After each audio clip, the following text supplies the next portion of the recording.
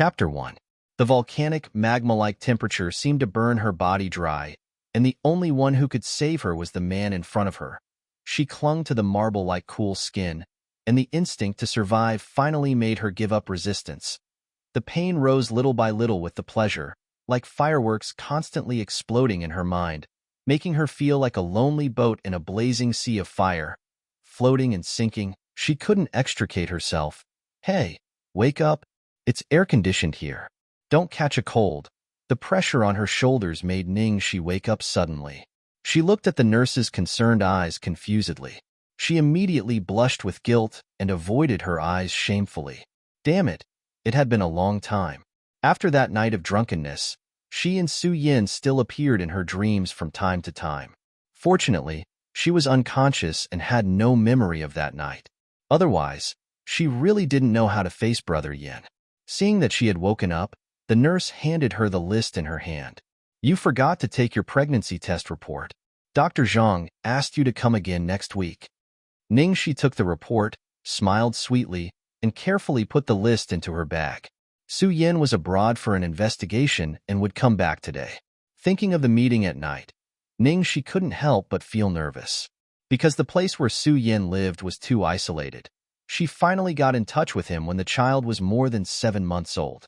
Thinking of Su Yin's shock when he knew she was pregnant, Ningxi was a little nervous.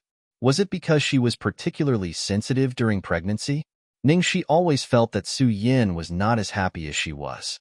The doctor comforted her that when a man had his first child, it was difficult for him to change his mind for a while. But she couldn't take the initiative to ask for marriage, could she? Coming out of the hospital, the sun was blazing. Ningxi held her waist with difficulty and was about to flag a taxi. Suddenly, a dazzling red sports car rushed towards her. Ningxi's heart skipped a beat, and she took a few steps back. With a harsh sound of the accelerator, the red sports car brushed past her clothes and stopped abruptly. Ningxi was so scared that her heart almost stopped beating. She just stood still and saw Ning Xuelua, who was wearing a tight red dress and had big curly hair, getting out of the car. "Ning Xueluo, are you crazy?" Ning Xuelua looked at her and smiled meaningfully. She crossed her arms and walked like a cat. She stood in front of Ningxi and looked down at the big-bellied Ningxi with pride. "What? Are you afraid that I'll kill the bastard in your stomach?" Ningxi subconsciously covered her lower abdomen and took a step back. She looked at her warily and said, "Ning Xuelua, don't go too far." Even though she knew that Ning Xuelua had always been at odds with her, Ningxi did not expect her to say such vicious words. "I'm too much. You're the one who's going overboard. You got drunk and fooled around with a wild man, got pregnant, and now you want Su Yinxi to be the father? TSK. Ningxi, you're shameless." Ningxi paused. "What nonsense are you talking about? Oh, don't tell me you really believe that the person you slept with that night was Su Yin?" Ning Xuelua laughed her head off.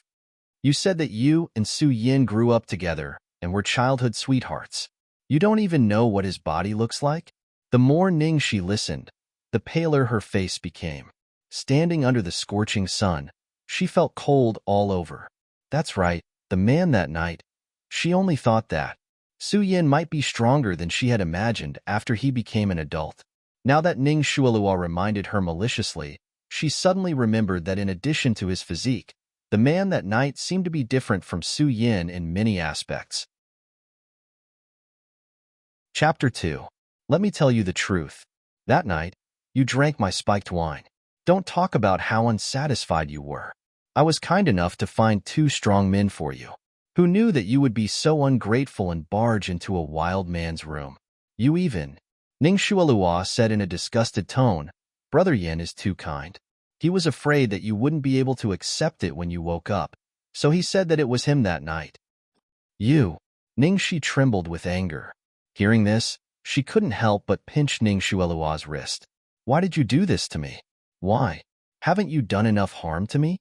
Ning Xuelua frowned and was about to push Ningxi away. But when she saw Su Yin behind Ningxi, her voice immediately softened and she looked pitiful. "Sister, I know I was wrong. If you want to beat or scold me, just do it to me. Don't blame Brother Yin." Ningxi was stunned. The next second, she saw Ning Xuelua suddenly fall to the ground. That posture. It seemed that she had pushed her. Ningxi, what are you doing? She heard a scolding voice behind her ear. Ningxi turned around in surprise and saw Su Yin with a cold face. Su Yin passed by and helped Ning Shuelua up. Shuelua, are you okay? Ning Shuelua almost hung on Su Yin. Brother Yin, I didn't mean to do it. I really know I was wrong. Now it's all my fault, sister. Okay, I'm here. Su Yin patted Ning Shuelua's shoulder and asked her to get in the car. I'll explain it to Ningxi. Ningxi's mind went blank. She watched Su Yin walking towards her and his mouth opening and closing. He talked for a long time. He talked about their childhood, his struggle in love with Ning Shuelua, his anger when he found out that Ning Shuelua had framed him, his shock and guilt when he found out that Ningxi was pregnant, and his acceptance of Ning Shuelua's apology. Finally, he said, Ningxi, I'm sorry. I can't marry you. It's not because of what happened that night and this child. It's because I can't let Shuelua down anymore, and I don't want to cheat my feelings anymore. In the past few months, he had gone abroad with Ning Shuelua. After spending so much time with her, he couldn't bear to part with her. Even though he admitted that he had sex with Ningxi that night in order to redeem himself, he had already chosen Ning Shuelua in his heart. Therefore, after learning that Ningxi was pregnant, he immediately went to the Ning family to explain everything to his parents and told Ningxi the truth. In other words, Su Yin, you knew from the beginning that Ning Shuelua was the one who drugged me? Did you tell me it was you that night to protect her? Ningxi, who had finally found her voice, looked at the calm Su Yin in a daze. Ningxi, Shueluo didn't do it on purpose. She's young and impulsive. What about me? Ningxi looked up at Su Yin, her face full of despair. Have you ever thought about me? Su Yin didn't say anything. After a long time, he reached out to pull Ningxi. The sun is strong here. Let's go home first. Don't touch me. Ningxi pushed Su Yan's hand away and suddenly laughed. Until now, Ningxi felt that she was living like a joke. In order to come to Su Yan's city, she had to study so hard to get into B University. In order to please Su Yin, she gave up her dream of acting. In order to be a match for him, she abandoned her adoptive parents and returned to the Ning family. All day long, she clumsily tried to please these so-called celebrities. In the end, she only got one sentence. I can't let Shueluo down. Ning Shuelua not only took her identity, but also her biological parents. Now, she even took away her sweetheart. Ning Shuelua was young. Could her mistakes be forgiven? Then, who would pay for her life? She didn't even know who the man that night was. Ningxi covered her face. Her body trembled like a sieve. She had reached the limit of despair. Su Yin saw Ningxi walking to the road in a trance and threw away the cigarette between his fingers. When he was about to catch up with her, Ning Shuelua pulled his sleeve and said, Brother Yin, where are you going? While Su Yin was hesitating, he heard a loud noise. Ningxi, who was walking on the zebra crossing, was thrown out and fell heavily on the ground. Help! Help! I bumped into a pregnant woman. In the dazzling light, Ningxi saw the swaying figures and the two disgusting faces. The tightness and pain in her stomach made her lose consciousness bit by bit. She only blinked once and the blood on her forehead gushed into her eyes. The world fell into darkness. Chapter 3. 5 years later. In the deserted corridor on the top floor of Eaton Bar, Ningxi had been drinking with the investor all night and had a splitting headache. She was going to find a quiet place to sober up, but Chongli followed her, so she had to brace herself. What's up, Sister Chong? Ningxi, let me ask you, did you sign up for the audition of the leading actress in the world? Yes, why? You're not allowed to go tomorrow. As her agent, Chongli stopped her from auditioning for the role that was highly sought after by all the major entertainment companies. Ningxi was not surprised. She just raised her eyebrows and asked, why? How dare you ask me for the reason after making the decision behind my back? Don't you know that the company has arranged for Shueluo to audition? It doesn't seem to conflict with the company's arrangement. Ningxi looked at her with a faint smile. Ning Shueluo asked you to come to me? Could it be that she's afraid that an unknown actor like me will steal her role? Do you have the ability to steal Shueluo's role? You're dreaming. Let me tell you, don't waste your time. The Ning family has invested 30 million yuan in this show, and Shueluo has already been selected. In that case, why are you so nervous? You're my artist, so you have to listen to my arrangements, Changli said matter-of-factly. Oh, Sister Chang also knows that I'm your artist. Ning Shi, I don't have time to bicker with you. Since you don't know what to do, don't blame me. As soon as she finished speaking, Ning Shi felt a strong force coming at her. She was pushed into the warehouse of the bar, and her phone was snatched away. With a bang, the door was slammed shut. The footsteps outside the door faded away. Ning Shi knew it was useless to shout, so she slid down the door and sat on the ground indifferently. When she first joined the company, Ning Shueluo knew to restrain herself. At most, she would ask Changli to arrange some vicious villains for her. But recently, she had gone too far and even resorted to such low-level means. If she couldn't get the role this time, she would have to find a way to leave Starlight Entertainment. As her thoughts were in a mess, she suddenly heard a slight sound. Was there a mouse? Ning Shi looked in the direction of the sound and was stunned. She saw a little boy behind a pile of boxes. The little fellow looked to be about 4 or 5 years old. He looked like he was carved from jade, and he was like a white and soft little bun. He was hiding in a corner and shivering, and his pitch-black eyes were filled with vigilance. Why would there be kids in the bar's warehouse? There shouldn't be such an unreliable customer who would bring a child to a bar, right? Hey, little bun, who are you? How did you get in? Sneaked in? He was also locked up by someone? Do you want candy? After asking for a long time, the child did not say a word. He only trembled even more violently, like a frightened little animal. So Ning Shi stopped talking. It had nothing to do with her anyway. Just like that, the two of them occupied a corner and stayed there peacefully. At this moment, the light bulb above their heads suddenly flickered and then went out. In the darkness, Ning Shi vaguely heard a creaking sound. After carefully distinguishing it, she realized that it was the sound of teeth chattering. Ning Shi chuckled and said to the little bun, "Are you afraid of the dark?" The creaking stopped for a second, then grew louder. Why are you so timid? Ning Shi patted her butt and stood up, walking towards the little guy. Chapter 4.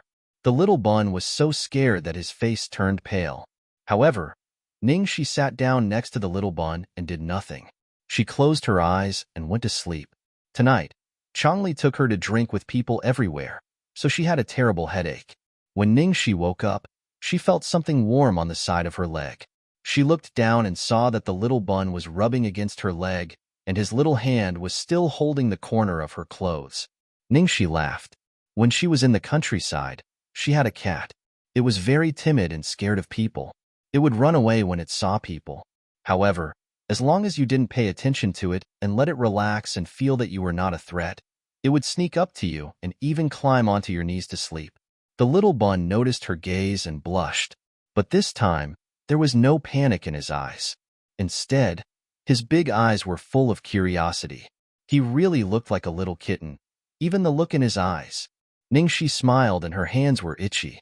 Finally, she couldn't help but reach out her hand to rub the furry head. As soon as he touched it, his expression immediately changed. Why was his forehead so hot? Do you have a fever? Changli would lock her up at least until the end of the audition tomorrow, or even longer. The child might be in danger if he continued to have a fever.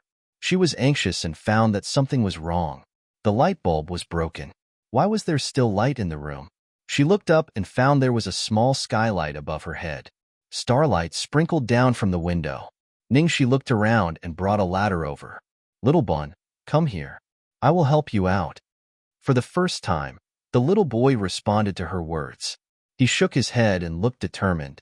Ning Shi understood what he meant and pinched his face with a smile. You are quite loyal. You want to share the joys and sorrows with me? Go up. The window is too small for me to get out. You go out first and then find someone to save me. Seeing that the little boy was still hesitating, Ning Shi picked him up and put him on the ladder. Come on, don't waste time if you are a man. I will protect you from below. Finally, she sent the child out. Ning Shi felt dizzy and her legs gave way. She fell down from the ladder. Next to the window, when little Bun saw this scene, A great amount of fear appeared on his previously lifeless little face. She forced herself to say one word. Go, under the starlight. The woman's pale and haggard face could not hide her breathtaking beauty. Especially that pair of eyes. They were clear and beautiful, and they seemed to be filled with an ocean that reflected the stars. She was no longer the country bumpkin and ugly duckling she used to be. But what was the use of that?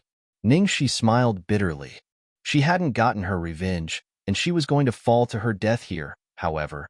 He had saved a little bun before he died, so it could be considered a good deed. If her child hadn't died back then, he would probably be around this age. After the car accident 5 years ago, the Ning family felt that she was a disgrace and sent her to a diploma mill that specialized in accepting rich playboys, leaving her to fend for herself. She dropped out of school and applied to USC again, absorbing all kinds of knowledge like crazy, because she wanted to defeat Ning Shueluo and take back everything that belonged to her. Most importantly, acting was her biggest dream in this life. After returning to China, with her good looks and solid acting skills, she was spotted by Chong Li and successfully entered the industry's largest management company, Starlight Entertainment. Her path to stardom was supposed to be smooth, but Ning Shueluo also entered Starshine and bribed Chong Li to suppress her. Chapter 5. At the same time, the atmosphere in the reception room of Eaton Bar was unusually heavy. The bar owner, manager, security guards, and related staff all stood in a row, trembling with fear. They all looked as if they were facing imminent disaster. Lu Group's little prince, Lu Tingxiao's precious son, had gone missing in their bar. On the sofa, Lu Tingxiao's face was as cold and hard as ever, like an ice sculpture without any extra expression. However, the pressure that belonged to a superior made everyone present feel weak in the legs and sweat like rain. They didn't even dare to breathe loudly. A young man was kneeling at his feet, crying and snot. Brother, I'm sorry. It's all my fault. I shouldn't have brought Xiao Bao to the bar. If anything happens to Xiao Bao, I don't want to live anymore. As soon as he finished speaking, he was kicked in the chest. The sound of bones breaking made everyone's scalp go numb, and everyone in the room trembled. Lu Jingli clutched his chest and coughed for a while. He immediately got up and straightened his back. His parents were on vacation abroad and didn't know that Xiao Bao was missing. If they knew, he would be skinned alive, and it wouldn't be as simple as being kicked by his brother. Lu Jingli's heart was in despair when someone suddenly knocked on the door of the reception room. The bar owner who was closest to the door opened it and was surprised to see no one there. He looked down and was stunned. Young master. Xiao Bao? Oh my God. Xiao Bao, second uncle's sweetheart. Where the hell did you run off to? Lu Jingli crawled up and hugged the little fellow tightly. He was so moved that he cried bitterly. Everyone in the room looked as if they had just survived a disaster.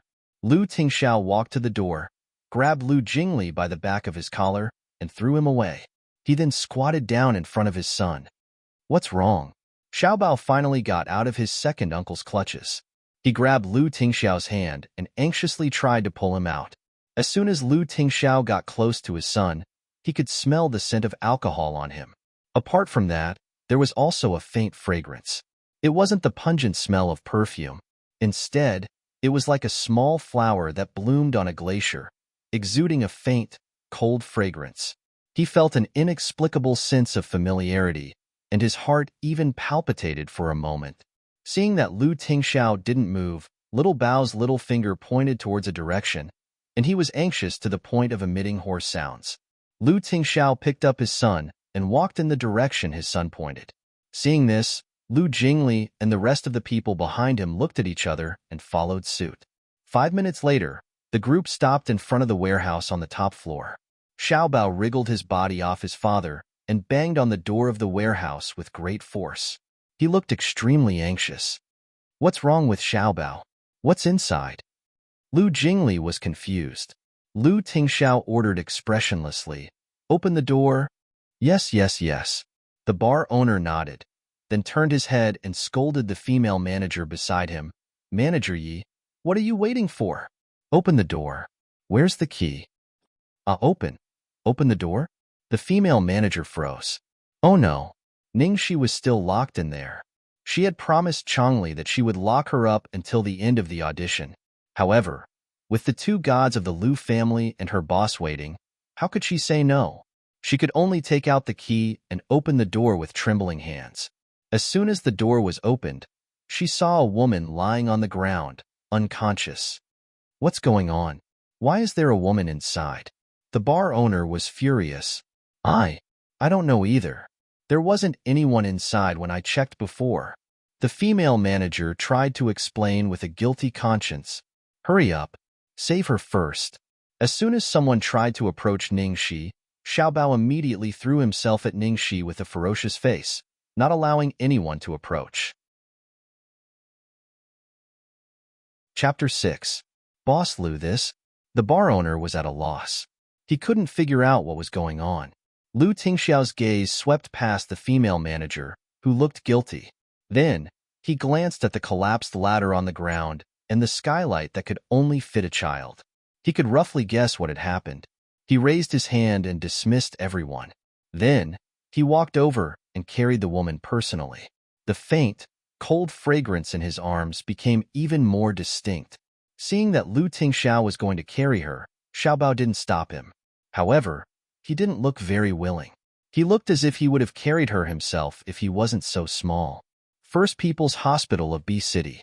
When Ningxi woke up, it was already the next morning. As soon as she opened her eyes, she saw a man sitting on a chair by the window. His slender legs were crossed casually. His well-tailored suit outlined his broad shoulders and thin waist. The buttons on his white shirt were meticulously buttoned up to his collar. Even though he was under the morning sun, his body seemed to be covered with an eternal layer of ice. His cold and arrogant expression was like that of a king in a medieval castle. The man seemed to sense her gaze. He suddenly raised his deep-sea eyes and shot a cold gaze straight at her. That gaze was too invasive. It was like a sharp scalpel dissecting her inch by inch. It was hair-raising. Ningxi shivered. She couldn't care less about the uncomfortable gaze of this strange man in front of her. She asked anxiously, "Sir, may I ask how I came here? Have you seen a little boy? He's 4 or 5 years old. He doesn't like to talk. He's fair and soft and looks adorable." Adorable. The man raised his eyebrows at Ningxi's description. Then, his gaze shifted to her right. His voice was as cold as his. "You mean Xiaobao?" Ningxi hurriedly followed the man's gaze. She saw a fair and soft little bun sleeping soundly on the small bed beside her. There was an four drip on the back of his hand. "Yes, that's him. His name is Xiaobao?" Ningxi finally heaved a sigh of relief. She leaned over and touched Xiaobao's forehead. The fever had subsided. She regretted saving the child earlier. After all, the child was too young and had a fever. In a chaotic place like the bar, what if something happened to him if he went out alone? Ningxi looked at the ice sculpture man again. "Are you this kid's?" As soon as the words left her mouth, Ningxi realized that she seemed to have asked for nothing. The big and the small looked like they were carved from the same mold. They were definitely father and son, biological children. As expected, the ice sculpture replied, "Father." "Hi, beauty. You're awake. I'm Xiaobao's second uncle." Suddenly a big face came over. Ningxi subconsciously stepped back. When she saw the man's face clearly, she was stunned. Lu Jingli? He was the second son of Lu Group and the boss of Shangshi Entertainment. Because of his outstanding appearance and romantic personality, he appeared in the entertainment pages of newspapers and magazines more often than artists. There was no way she would mistake that face for someone else. The ice sculpture man was Xiaobao's father, and Lu Jingli was Xiaobao's second uncle. Wasn't that ice sculpture Lu Jingli's brother, Lu Tingxiao? Lu Tingxiao was known as the god of fortune in the capital city. He was like the uncrowned king of the capital city. She never expected that the person she saved was Lu Tingxiao's legendary illegitimate son, the shiny little prince. Chapter 7. Lu Tingxiao sized up the woman on the bed, as if trying to figure out if the look of surprise on her face was real. After a while, he finally believed that she didn't know about Xiaobao's identity, so he said coldly, "Your request?" What request?" Ningxi didn't understand the meaning of these words that came out of nowhere. "My brother wants to thank you for saving Xiaobao. He wants you to make a request. Lu Jingli looked as if she had hit the jackpot. Ningxi thought quickly and then said cautiously, "Actually, you don't have to thank me. I did save Xiaobao, but he also saved me. If Xiaobao hadn't gone out to call for help, I would still be locked up in there. So we're even." Although she had been lucky enough to save Little Crown Prince, she didn't dare to take credit for it. The richer one was, the more paranoid they would be, not to mention the Lu family, which was a super rich and powerful family. It would be nice if they didn't suspect that she was up to something. Didn't Lu Tingxiao look at her as if she were a thief? To avoid future trouble, it was better to cut ties with them. Ningxi didn't think there was anything wrong with her answer, but Lu Tingxiao looked unhappy, which made her nervous. Did she say anything wrong? Why did he look so scary? Brother, don't look so scary. Those who know will think you're repaying a debt of gratitude, but those who don't know will think you're taking revenge. Lu Jingli couldn't bear to see the beauty being frightened, so he said to Ningxi, "My brother doesn't like to owe people favors. You'd better make a request. Don't stand on ceremony." How could he force her to make a request? Ningxi's mouth twitched. "I'm not being polite. I'm telling the truth. If you don't believe me, you can check." "No need." Lu Tingxiao's reply was concise and to the point. His expression was already slightly impatient. Lu Jingli said, "There are surveillance cameras in the warehouse of the bar. I've seen them. Xiaobao ran in by himself. As for you, the bar manager admitted that she locked you in, so don't worry. We don't suspect you. You did save Xiaobao. You'd better make a request." Fine. He was back to square one again. In the end, Ningxi had no choice but to bite the bullet and say under Lu Tingxiao's threatening gaze, "How about, you give me money? Don't rich people like this kind of direct way of repaying?" With Lu Tingxiao's personality, he would probably like to use money to solve his problems. If she didn't want money, people might think that she had other intentions. If she didn't want money, could it be that she wanted someone? Just when Ningxi was certain that this was the most suitable request, Lu Tingxiao's expression turned even uglier. Ningxi was about to cry. Why did he have to be so stingy with his words? Couldn't he just say what he wanted to say? Could he die of exhaustion by saying a few words? Lu Jing touched his nose. "My brother thinks it's too insulting to pay." Ningxi roared in her heart. "It doesn't matter. Come and insult me." The Lu family's identity was too special. She really didn't know what to ask for. Just when the situation was at an impasse, Lu Tingxiao spoke. "Marry me." Ningxi was stunned for a second, then coughed violently, almost choking on her own saliva. Cough, cough, cough. "What did you say?" When she finally stopped coughing, she immediately looked at Lu Jingli anxiously. "Second young master, please translate." However, this time, it wasn't just Ningxi. Lu Jingli was also stunned. "Brother, what do you mean? I can't translate this time." At this moment, Ningxi suddenly had an idea. She said shakily, "Is it because I saved your son that you've decided to repay me with your body?" Lu Tingxiao nodded slightly. He thought for a moment and nodded. "You can say that." Chapter 8. Ningxi looked at the man in front of her with an expressionless, cold face and said something shocking. She touched her forehead weakly. "Doctor. Where is the doctor? I think I might have broken my brain and am having hallucinations." Lu Jingli put on an innocent face and said, "Is my brain damaged even if I didn't fall?" At this moment, Ningxi can't accept the fact even though she has been abused thousands of times. She saved a little bun, and the little bun's father said he would marry her? If it were someone else, it would be fine. If he was a little handsome, it would be a romantic encounter.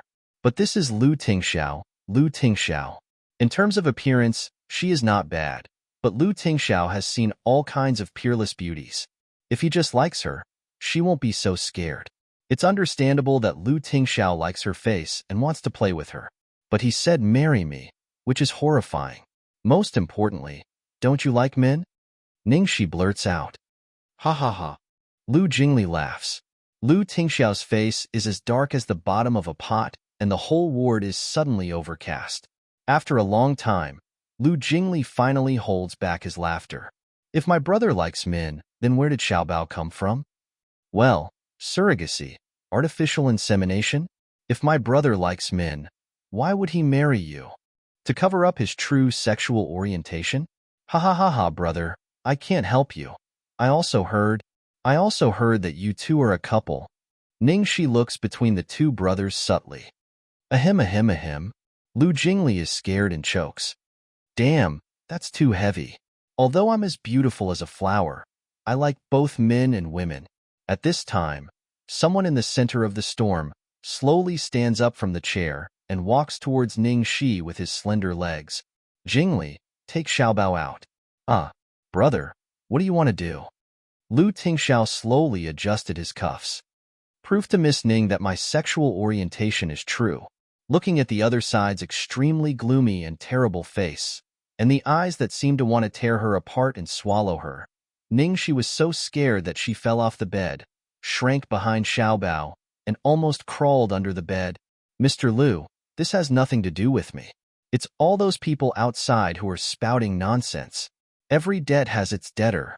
Also, you really don't need to thank me. If you really want me to make a request, then please don't make me make a request anymore. Sorry. I have a very important audition later. I have to go first. Let's meet again if fate wills it. Ningxi spoke quickly and was about to slip away.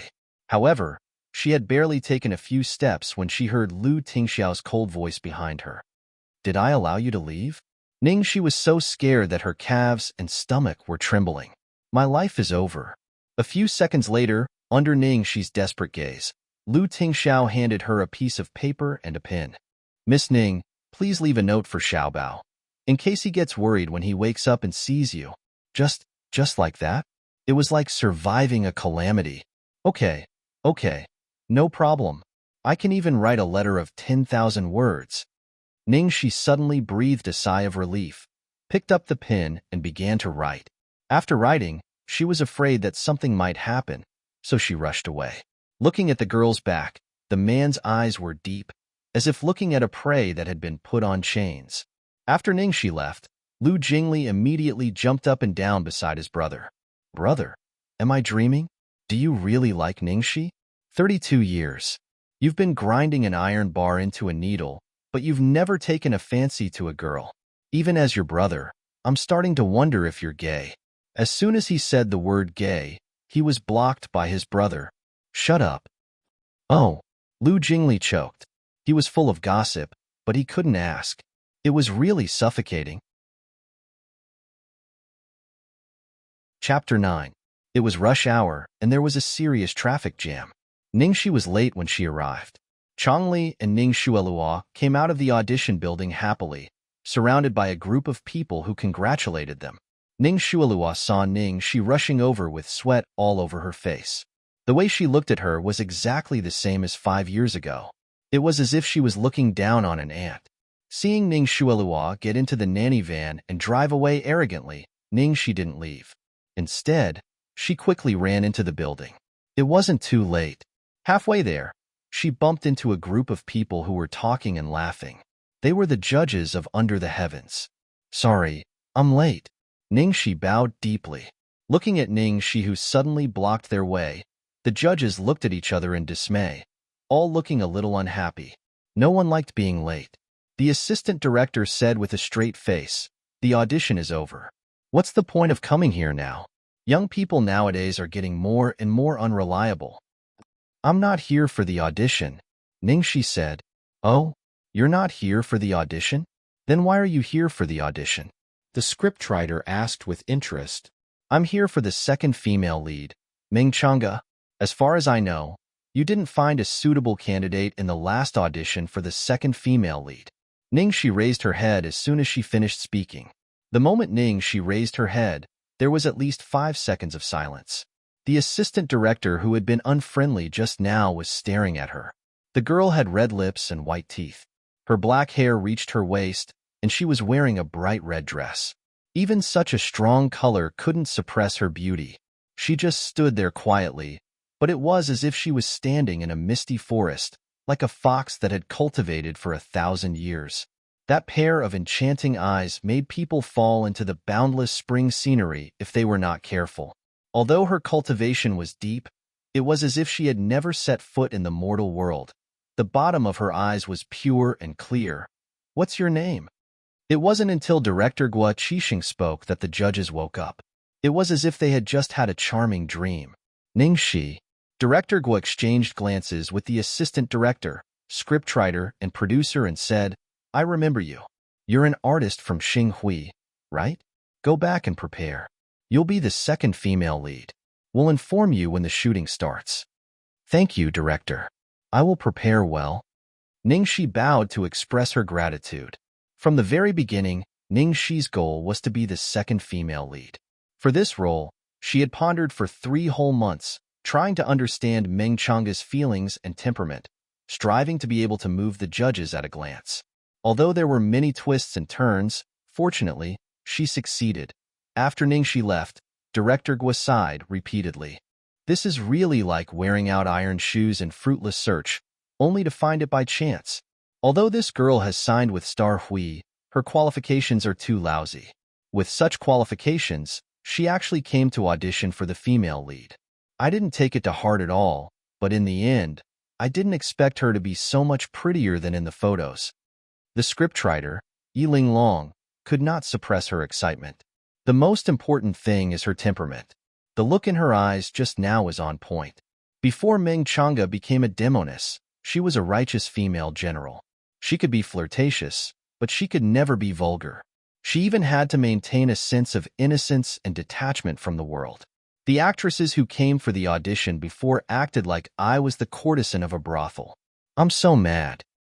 Ha ha ha, don't be angry. Your song is finally here.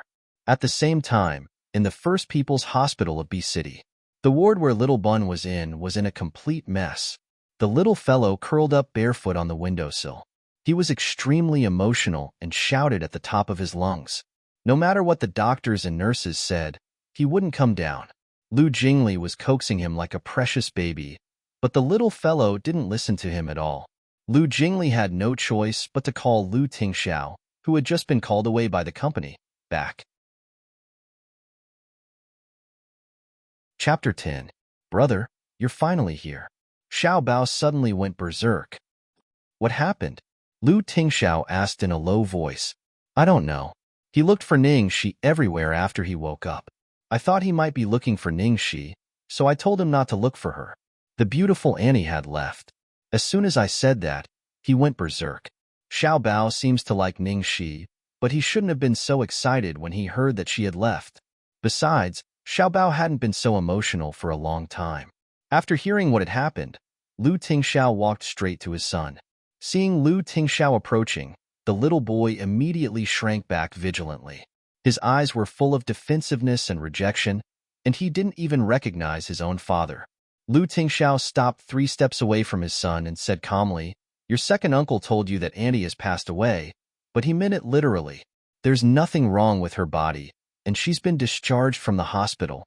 She hasn't passed away, unlike your grandmother, who left and never came back. Do you understand? Lu Tingxiao would probably only be so patient in front of his son and say such a long sentence in one breath. Lu Jingli was dumbfounded. Are you kidding me? I only said 2 words, I'm leaving, and he's already imagining so much? In fact, Xiao Bao had seen Ningxi fall with his own eyes. He had been frightened, so it was not surprising that he had misunderstood his father's words. After hearing Lu Tingxiao's explanation, Xiao Bao temporarily stopped screaming, but he still lowered his head and shrank on the windowsill, motionless. So Lu Tingxiao took out a note. She gave it to you. Do you want to read it? Xiao Bao froze and then, as if a switch had been pressed, he raised his head and opened his short arms, asking for a hug. Lu Jingli, all the doctors and nurses. They had been tortured to the point of breaking down, but Lu Tingxiao had solved it with a piece of paper? Lu Jingli had thought that his brother's action of asking Ningxi for a note was unnecessary, but now he was completely convinced. Lu Tingxiao sat down on the sofa with his son in his arms and handed him the note. The little boy couldn't wait to take it. He had already learned how to read it. Baby, thank you for saving me. You're amazing. Moi, looking at the words on the note and the heart drawn at the back, the little guy's eyes sparkled and his little face seemed to be a little red. Although he pursed his lips reservedly, The corners of his mouth couldn't help but curl up slightly. Needless to say, he looked very cute. Lu Jingli looked as if he had seen a ghost. Damn, did my eyes deceive me just now, brother? Our little treasure actually smiled. I can't even remember when was the last time I saw him smile. What did Ningxi write? Lu Jingli wanted to peek, but Xiaobao immediately hid it like a treasure. However, Lu Jingli had already seen it. It was a rather ordinary message. How could it make little treasure so happy? Ningxi was really not simple. Lu Tingxiao didn't say anything. He looked at his son with a gentle gaze.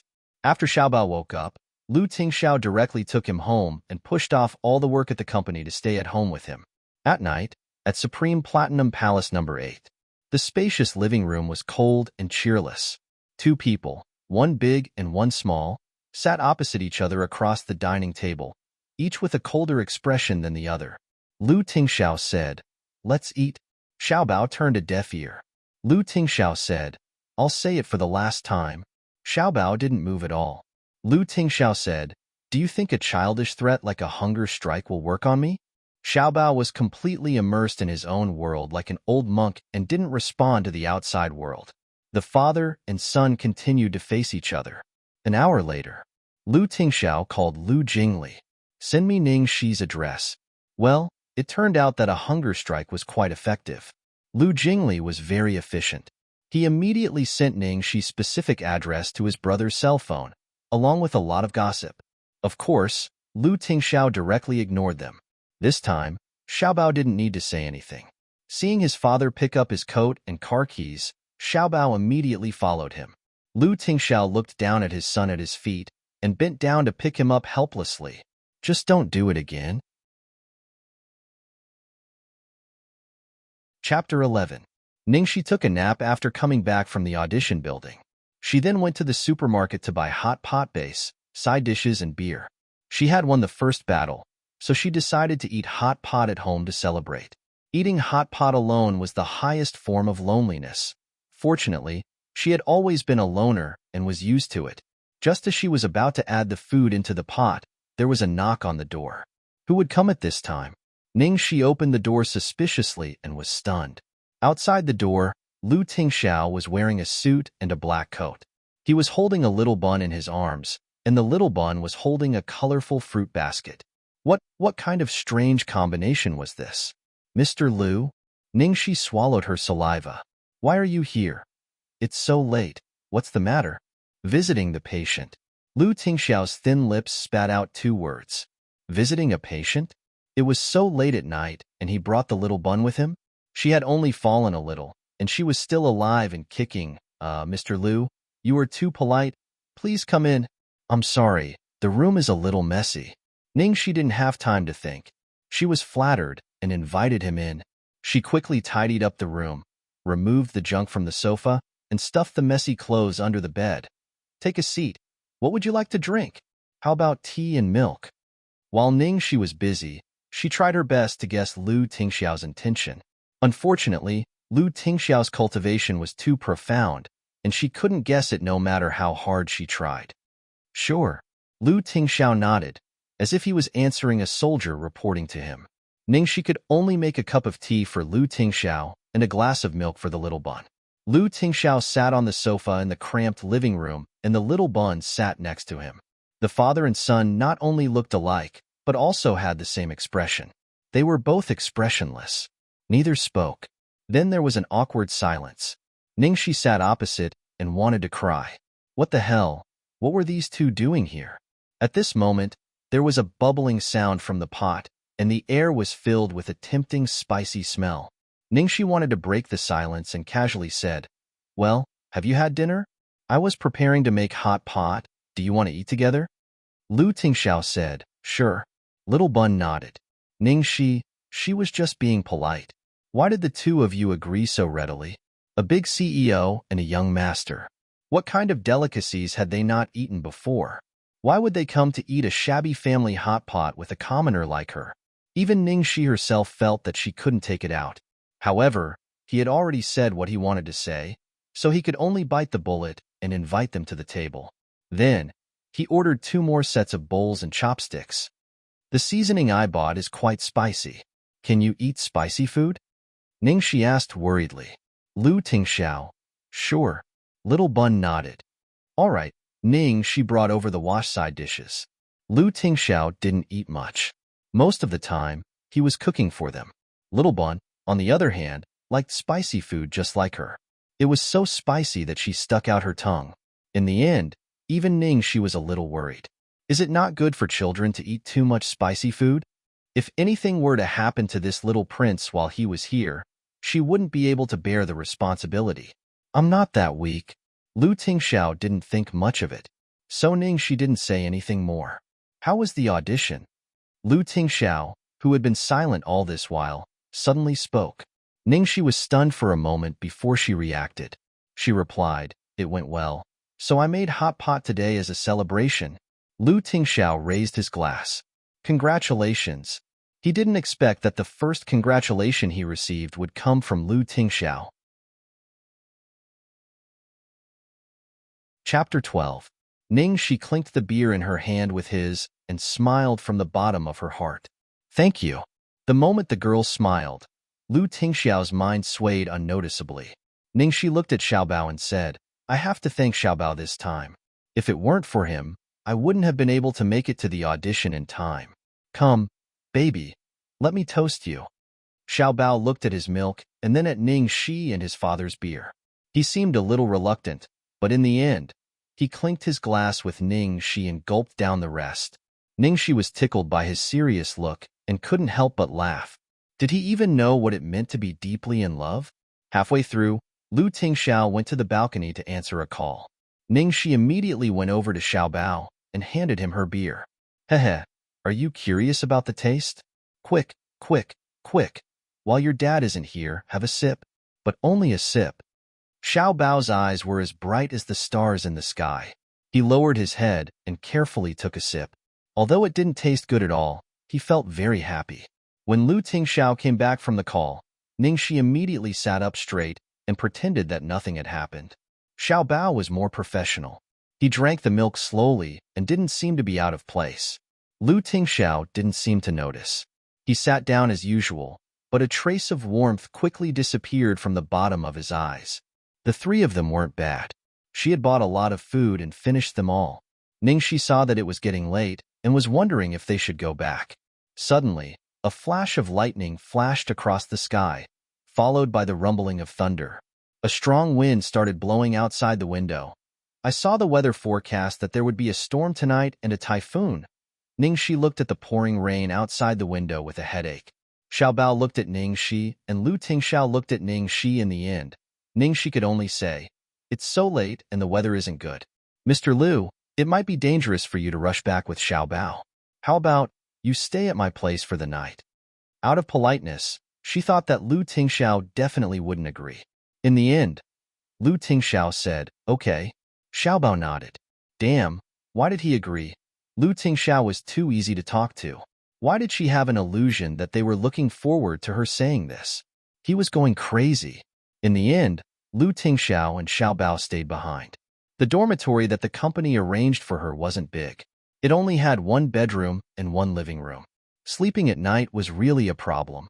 I'll sleep in the living room tonight. Mr. Lu, can you and Xiaobao sleep in my room? I'll go change the sheets. No need. I'll sleep in the living room. You and Xiaobao can sleep in the bedroom. Lu Tingxiao's tone left no room for refusal. Ningxi felt guilty. Not only did she treat President Lu to a cheap hot pot, but she also asked him to sleep in the living room. If there was only Lu Tingxiao tonight, she wouldn't let him stay even if it was hailing, especially when Lu Tingxiao said those words during the day. But she had no choice. There was still a little Bun. It was indeed too dangerous for him to rush back with a child in this weather. Moreover, with a little Bun, it shouldn't be considered a lonely man and woman, right? Ningxi could only accept her fate. I'll see if I can find some clothes for you to change into. After rummaging for a while, she actually managed to find it. Chapter 13. There was a set of children's pajamas in the shape of Pikachu that the manufacturer gave her when she was working part-time. She casually stuffed it in the cabinet, and it was perfect for Xiaobao to wear. Lu Tingxiao was easier to deal with. His brother had left a few pieces of clothing with her. After recognizing her biological parents, Ningxi felt sorry for her adoptive parents. She was too ashamed to face them, so she rarely contacted them. She only had some contact with her younger brother, Tang Nuo. After finding clothes, Ningxi went into the room to get a new quilt and pillow for Lu Tingxiao. The sofa in the living room wasn't big enough for Lu Tingxiao's long legs, so she had no choice but to lengthen a stool. Xiaobao was quite worry-free. After taking a shower, he put on Mengming's pajamas and lay down on the bed. After taking a shower, Ningxi changed into a more conservative two-piece pajamas. After making sure that she didn't wear anything inappropriate, she walked out. Then, "Mr. Lu, I'm going to bed now. Call me if you need anything."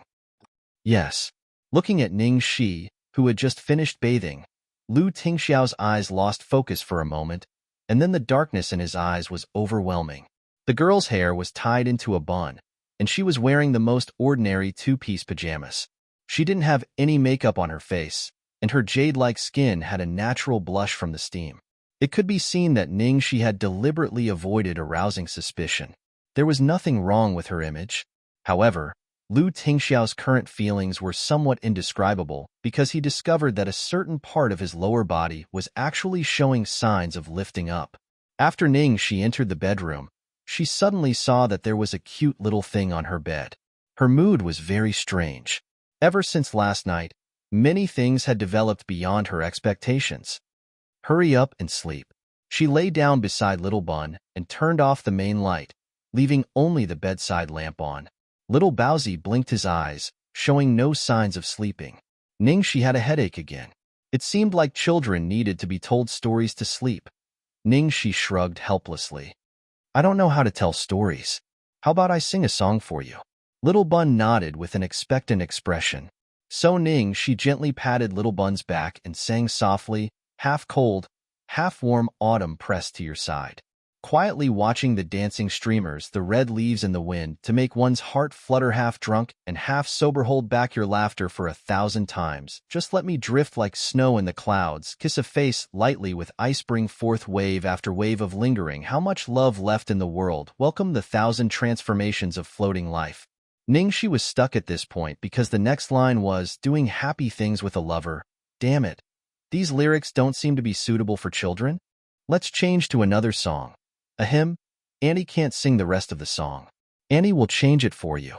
Little Bun obediently nodded in agreement. Ningxi racked her brains and changed to a safer nursery rhyme.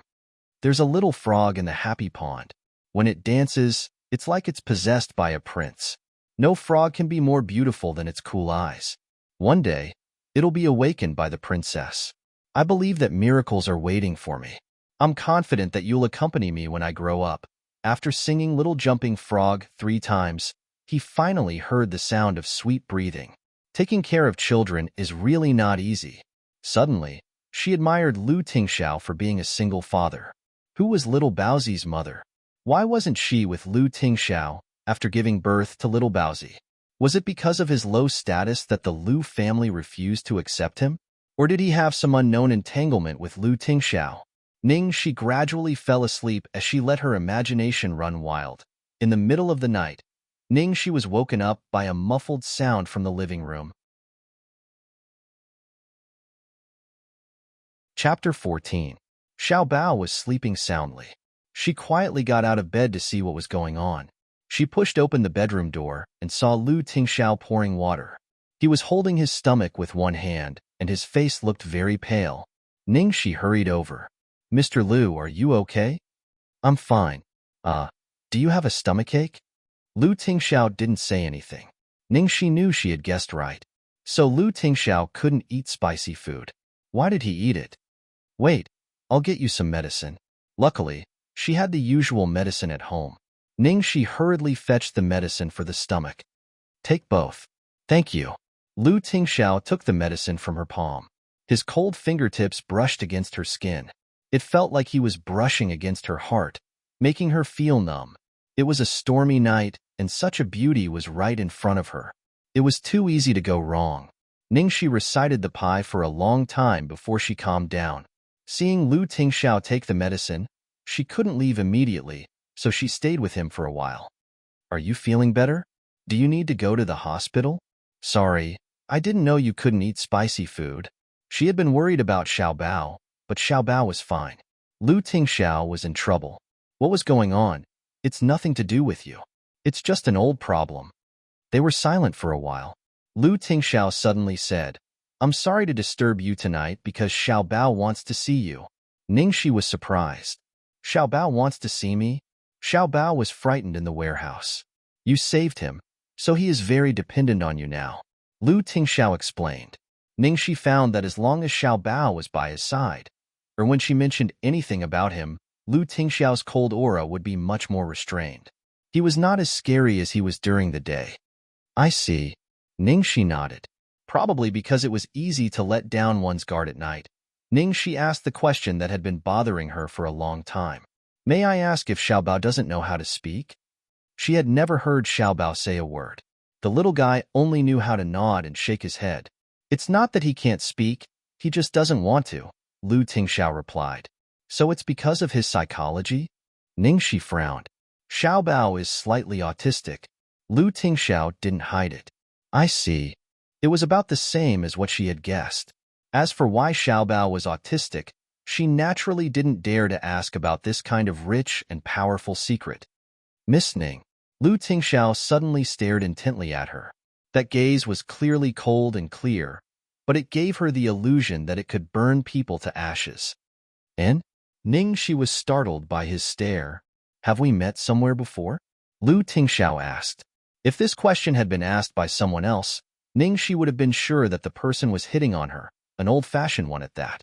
However, the person who spoke was Lu Tingxiao, and the confusion in his eyes was genuine. I don't think so. If I had met someone like you, Mr. Lu, there's no way I wouldn't have an impression of you. Is there a problem? Ningxi's tone was quite certain. With her identity, even when she was the eldest daughter of the Ning family, it was impossible for her to meet someone like Lu Tingxiao. It's nothing.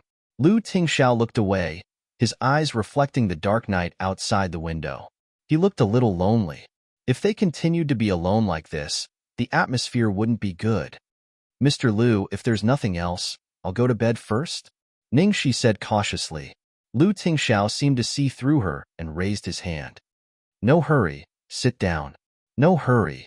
She was in a hurry. Chapter 15. Ningxi sat down with a long face. She sat like a primary school student. Lu Tingxiao rested his head on his hand. Are you afraid of me? Lu Tingxiao was more sinister and dangerous in the middle of the night than he was in the day. Ningxi shook her head like a rattle and then nodded. There should be no one in the capital who isn't afraid of you, right? Lu Tingxiao twirled the cup with his slender fingers and said, just because everyone else is afraid of me, you're afraid too? Then, other women want to marry me. Why don't you want to? Ningxi almost fell off the chair in fright at this question. She had thought she had dodged a bullet during the day, but she was too naive. How was she going to answer this damned question? Ningxi raised her hand shakily. Before I answer this question, can I ask a question? Lu Tingxiao nodded. Sure. Why me? Is it because Xiaobao is very dependent on me? I think it's just temporary. It'll be fine when he's emotionally stable.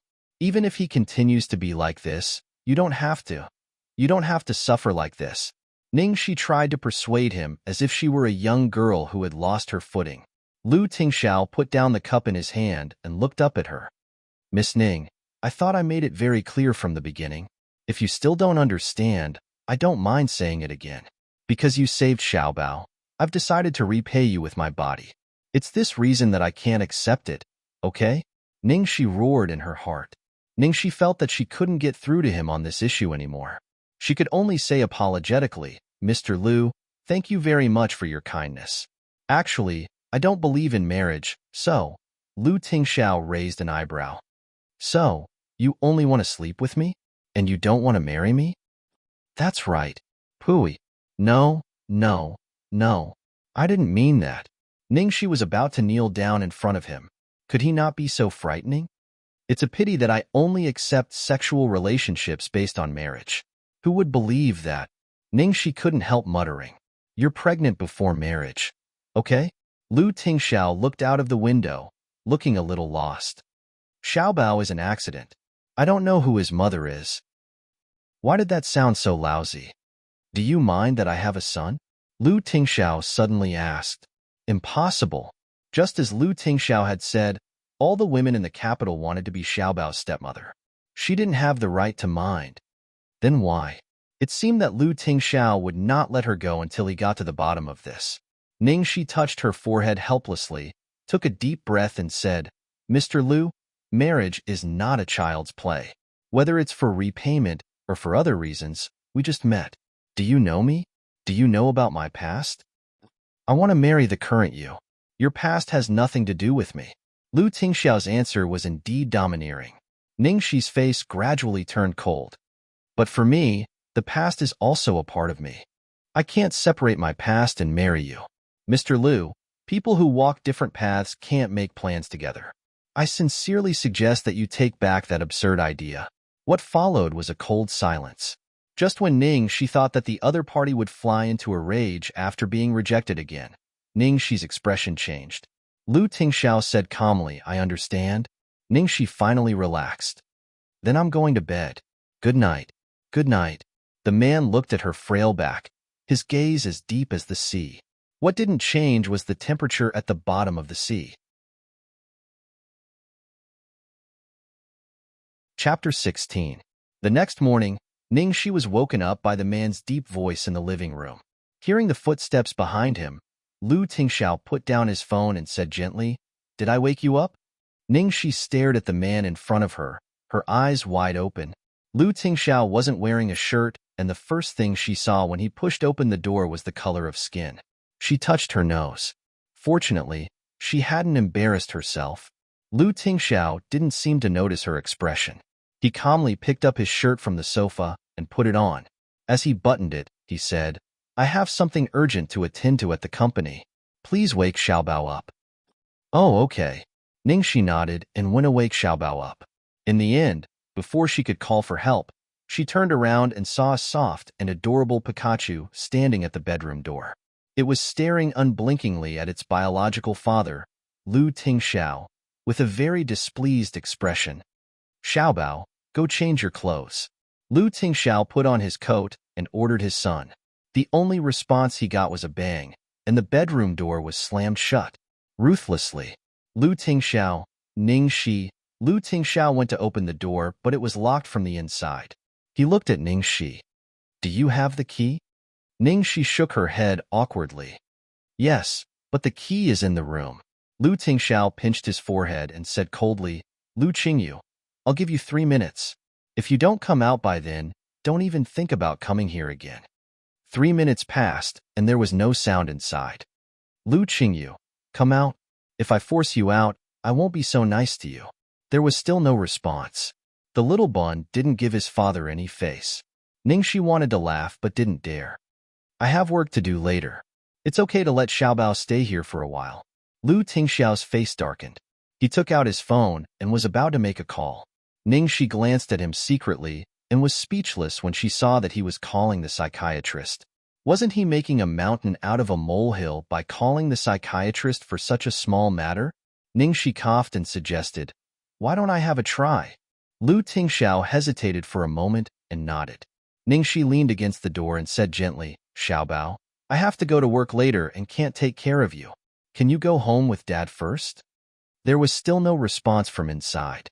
How about this? Let's exchange phone numbers and keep in touch. You can also video call me. There seemed to be some hesitant footsteps coming from inside. If Auntie is late, the leader will scold me. Our leader is very fierce. Auntie is so pitiful. The door opened with a click. Lu Tingxiao, who was prepared for a protracted battle, was startled. He looked at the woman beside him with a complicated gaze. She only said 3 sentences, and Xiaobao obediently came out. The last time Xiaobao locked himself in the attic on the balcony like this, the family of 4, the butler, the servants, the psychiatrist, and even the negotiation experts were all dispatched. They tried to persuade him for an entire afternoon, but to no avail. In the end, they had no choice but to tear down the door. As a result, the little fellow ignored them for an entire month. Of course, Ningxi didn't know about this. She just felt that this child was so obedient. She picked up the gloomy little bun who couldn't bear to see her scolded and praised. Little Bao is so obedient. Thank you, baby. Little bun, who was praised, felt a little better. He silently handed her a piece of paper with a string of numbers written on it. Ningxi took the paper and said, "Hey, is this your phone number? Okay, I'll save it. I'll call you when I'm done." Lu Tingxiao was a little puzzled. Xiaobao didn't have a phone. Where did he get his phone number? Taking advantage of his height, he took a look. It was his phone number. Not bad. He was indeed his biological son. Chapter 17. At Starlight Entertainment. In the office, Changli was exasperated. Ningxi is the second female lead in the audition. The second female lead? Ning Shualua frowned when she heard that. Wasn't she playing a small role in some unknown drama? How could she have had time to audition? I was also surprised. After asking, I learned that during the audition for the first female lead yesterday, when the judges were about to leave after the audition, they accidentally saw Ning Shi and felt that she was very suitable for the second female lead. So they decided on the role at first sight. No wonder you are so wary of her. Ning Shi is so scheming. She was still loitering in front of the judges after the audition. I wonder who she is trying to seduce. There was something Changli didn't dare to say. Ningxi was so beautiful that she wouldn't be surprised if the judges chose her at a glance. When she had signed Ningxi, she had planned to focus on training her, but Ning Shualua had suddenly appeared out of nowhere. One was a powerless newcomer, while the other was a popular actress with a powerful family background. Everyone knew how to choose. In the entertainment industry, being beautiful was not the only thing that mattered. Ning Shualua looked gloomy. Although she is not the first female lead, this film is a big production. It was obvious that she didn't want Ningxi to get the role. Changli was a bit embarrassed. I'm afraid it will be a bit troublesome this time. After all, the company has invested a lot of money in this film. The boss was very happy to know that the first female lead and the second female lead have been chosen by our company. It would be good if our company could have someone more suitable than Ningxi to replace her, but the last audition was a complete failure, so there is no reason to replace Ningxi. Ning Shualua seemed to have thought of something, but she suddenly calmed down. She stroked her exquisitely trimmed nails and sneered, "Forget it. Since she's in a hurry to act as a vixen, let her be. Ha, the seductress who brings disaster to the country is indeed suitable for her." She soon received a call from Changli, who informed her that the second female lead in the world had been confirmed and that she should prepare for it. In the world, the first female lead helped the male lead ascend the throne with all kinds of wisdom and bravery, while the second female lead was despised by all kinds of sinister and cunning tricks. In the end, she was forced to jump off a cliff by the first female lead. With such a character setting, it was no wonder that Ning Shueluo was so generous this time and did not destroy it. Although she got the role of the second female lead in Under the Heavens, she still had to finish what she had to do. Ningxi still had a filming set to run today. Her role was that of a mistress who stole someone else's husband. She only had 5 minutes of filming left. She would be surrounded and beaten up by a group of people for 5 minutes under the bright sun. In reality, it took more than 2 hours to finish acting these 5 minutes. Because the extras were inexperienced, their actions and expressions were not uniform, so she had to be beaten repeatedly. Back home, Ningxi casually turned on the TV and lay down on the sofa, exhausted. After lying down for a while, she felt as if she had forgotten something. At this time, the television was broadcasting the news, and a familiar figure appeared on the screen. This unparalleled beauty, these broad shoulders, narrow hips, and long legs, this ascetic temperament from 8,000 meters above sea level. Who else could it be but Little Bun's father, Lu Tingxiao? Lu Tingxiao seemed to be at a signing ceremony, shaking hands with a few foreigners. The host excitedly introduced that Lu Group had joined hands with the Italian DR brand to enter the European market, and their market value might double. Ningxi finally remembered that she had forgotten to call Xiao Bao. At the Platinum Gold Palace, the 2 elders of the Lu family had returned from abroad, and the family of 5 was having a meal together. The big project that Lu Group had been negotiating for 3 years had finally been settled. Old Master Lu was very happy and expressed high praise and encouragement to Lu Tingxiao. He even praised Lu Jingli. However, at the end of the speech, the main point came. The gist of it was that work was important, but his precious grandson was even more important. Old Master Lu. Ting Xiao, work is important, but you can't neglect Xiao Bao. You're done with work now, so spend more time with Xiao Bao. Old Madam Lu. If you really don't have time, then find someone to help you take care of him. Xiao Bao is already so big. You should also consider your own personal issues. Old Master Lu. Your mother is right. Lu Jingli secretly gave his brother a look. Look, our parents are starting to put on a show again. Lu Tingxiao buried his head in his food and did not say a word. Lu Xiaobao held his phone and did not move. Chapter 18. Old Madam Lu was extremely worried when she saw the big and small wooden stakes. Tingxiao, did you hear what I said? And what's wrong with Xiaobao? He hasn't eaten anything all night and has been holding his phone like a treasure. Lu Jingli chewed on the sweet and sour pork and mumbled, Xiaobao is waiting for a pretty auntie's call. Old Madam Lu was confused. What pretty auntie? Lu Jingli waved his hand. Mom, Dad, don't worry. My brother already has someone he likes. Old Madam Lu was still shocked. Is what you said true? Second brother, don't lie to us. Old Master Lu put down his chopsticks solemnly and looked at Lu Jingli inquiringly. Why would I lie to you? It's true. Ask my brother yourself if you don't believe me. Lu Jingli said as he looked at his brother. Tingxiao, is what Jingli said true? Old Master Lu asked in a low voice. Tingxiao, say something. Old Madam Lu urged. Lu Tingxiao said, yes. Old Madam Lu was anxious, and after waiting for a long time, she heard only a yes. She was furious. You brat. Can't you say one more word? Why is it so hard to talk to you? Lu Tingxiao said, it's true. Old Master Lu was speechless. All right, he really only said one more word. Old Madam Lu was still worried and asked hesitantly, Tingxiao, is the person you like a girl or a boy? Lu Tingxiao's face darkened, and he said through gritted teeth, a girl. Lu Jingli laughed so hard he almost fell off his chair. Of course it's a girl, and a very pretty girl. Xiao Bao likes her very much too. Xiao Bao has been waiting for her call. Old Madam Lu was so happy that she cried. Our ancestors have blessed us. Our ancestors have blessed us. Tingxiao, which family does she belong to? How old is she? Where does she come from? What does she do? Who are her family members? Why didn't you tell us? Lu Jingli hurriedly interrupted her. Mom, calm down. We didn't tell you because we didn't want you to interfere and end up making a fool of yourself.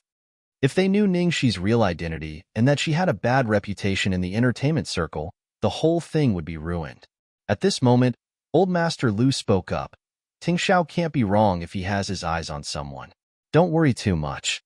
What do you mean I'm worried? Don't tell me you're not worried? Who was the one who was so worried that he couldn't sleep in the middle of the night and smoked on the balcony? Old Madam Lu mercilessly exposed her husband. However, after hearing her husband's words, she felt a lot more at ease. Tingxiao has such high standards. The woman he chooses will definitely not be bad. Most importantly, Xiao Bao likes her too.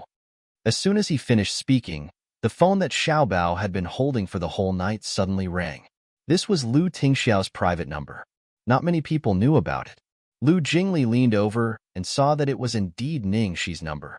Is it that girl? Old Madam Lu asked excitedly, as if she was about to meet her daughter-in-law. Lu Jingli nodded repeatedly and answered the call for Xiao Bao. Xiao Bao didn't know how to use a cell phone very well. Lu Tingxiao had bought a cell phone for him before, but he didn't like it and had thrown it away somewhere. At that moment, everyone's attention was focused on Xiao Bao's cell phone. Lu Jingli was the most thick-skinned, and he leaned over to the phone to eavesdrop. Chapter 19. Ningxi hesitated for a long time before she finally dialed the number. Because of what had happened 5 years ago, she actually didn't like children and was even a little averse to approaching them. That would bring back some bad memories, such as the child she had lost. That child had carried her most gentle expectations, but also represented her dirtiest past. For some reason, Little Bun didn't make her feel uncomfortable at all. Instead, she liked him from the bottom of her heart and couldn't help but want to get close to him. How strange. Hello, hello? The call connected, but there was no sound. Ningxi knew that it must be Xiaobao, so she chuckled. It's Xiaobao, right? Sorry, Auntie just finished work and only remembered to call you now. Xiaobao didn't know how to speak and couldn't respond to her, so Ningxi could only talk to herself. Baby, have you eaten yet? You're too skinny. You have to eat more. Okay? Children can't be picky about food. That way they can grow faster, and Chubby is so cute. Although you're already cute enough now. Oh yeah, I just saw your father on TV. He closed a big deal. That's amazing. Congratulate him for me. 10 minutes later, Xiaobao put down his phone and took out the writing board that he hadn't used for a long time. Stroke by stroke, he wrote, "Congratulations." Although Xiaobao didn't know how to speak, he was good at both Chinese and English. He didn't like writing Chinese, so he wrote English most of the time. But he hadn't written in a long time, because he didn't express himself at all. Seeing this, the two elders were stunned. Lu Jingli was calm because he had seen it before. Lu Tingxiao vaguely heard what Ningxi said on the phone. Looking at the word, a rare smile appeared on his icy face, and he touched his son's little head. Thank you. After Xiaobao finished writing, he started eating in an extremely serious manner. He even ate the carrot that he hated the most. At this moment, the two elders were still in a daze. Boss seemed to have smiled just now. My good grandson wrote on his own. My good grandson ate on his own, and my good grandson even ate a carrot.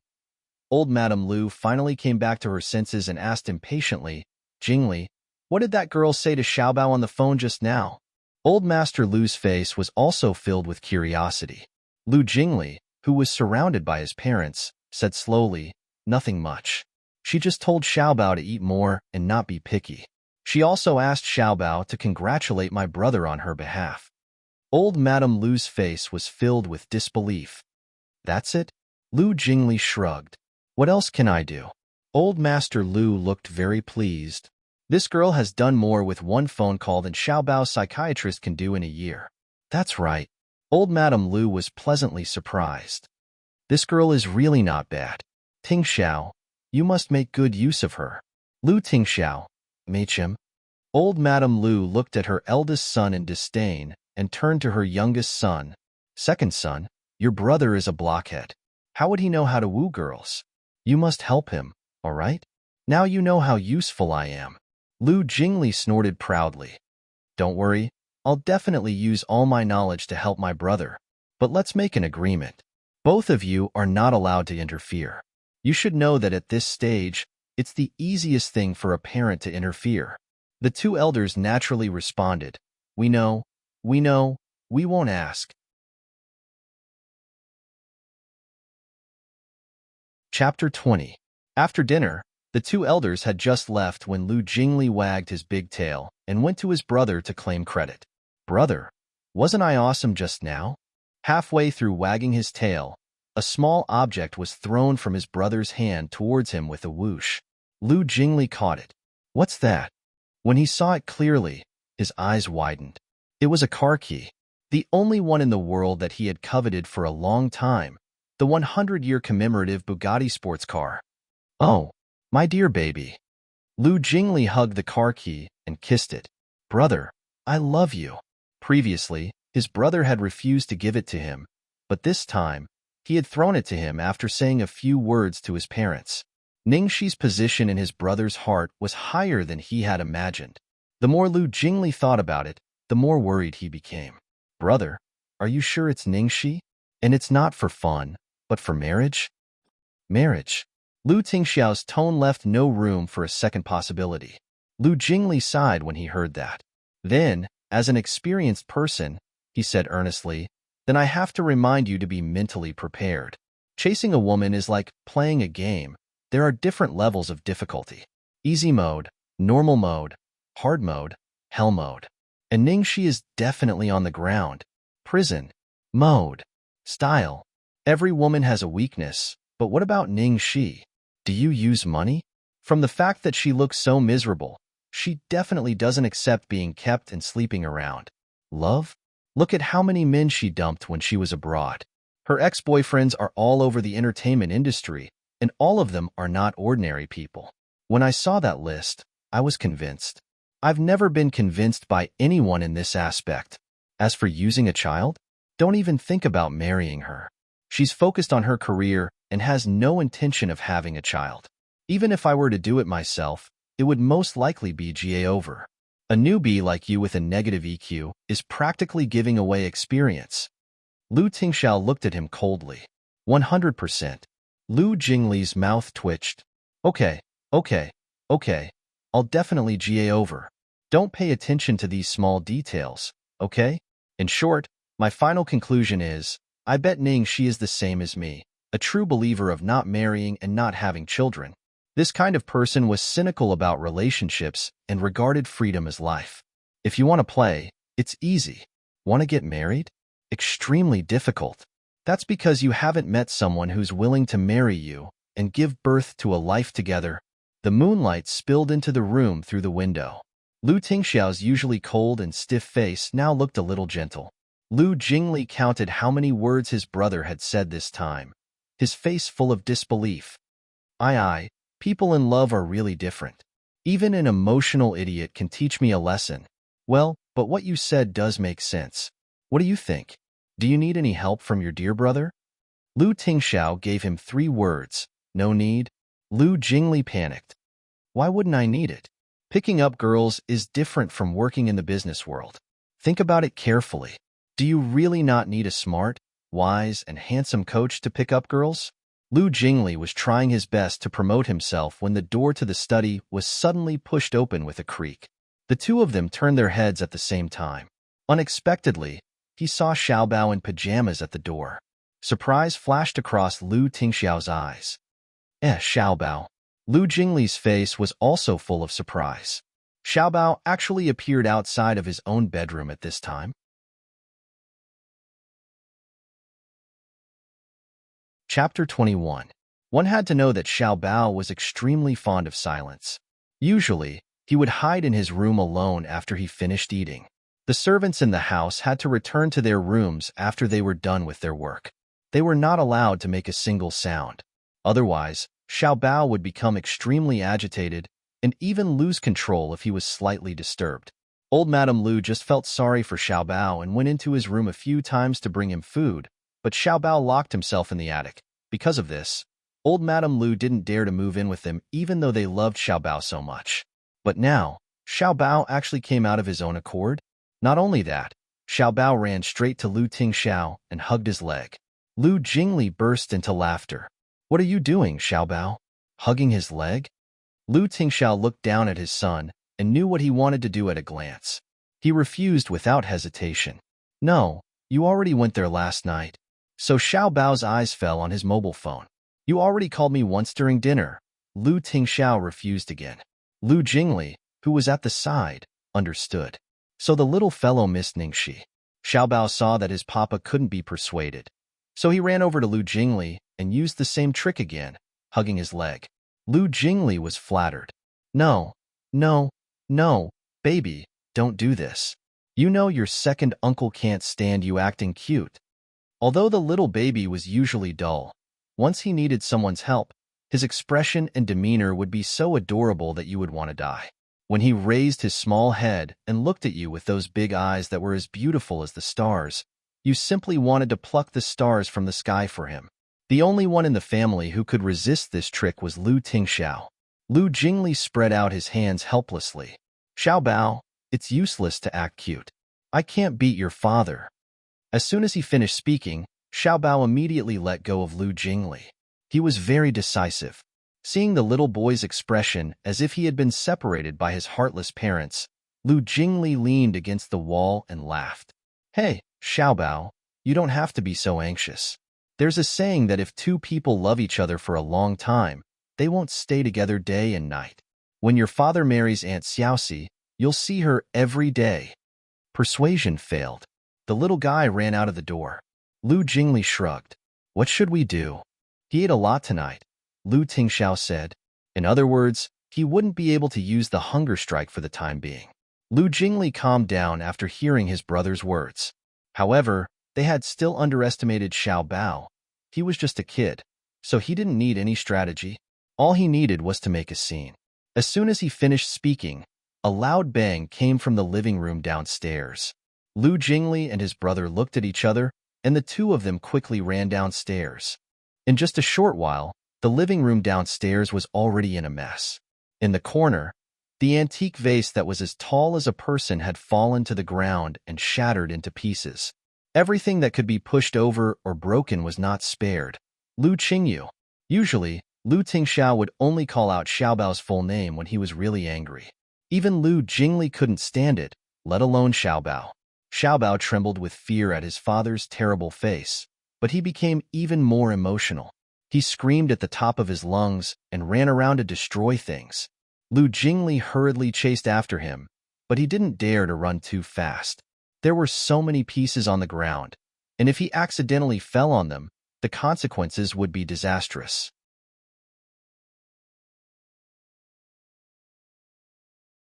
Chapter 22. Brother, we can't go on like this. Let's ask Ningxi to come here. Don't. Lu Tingxiao scolded.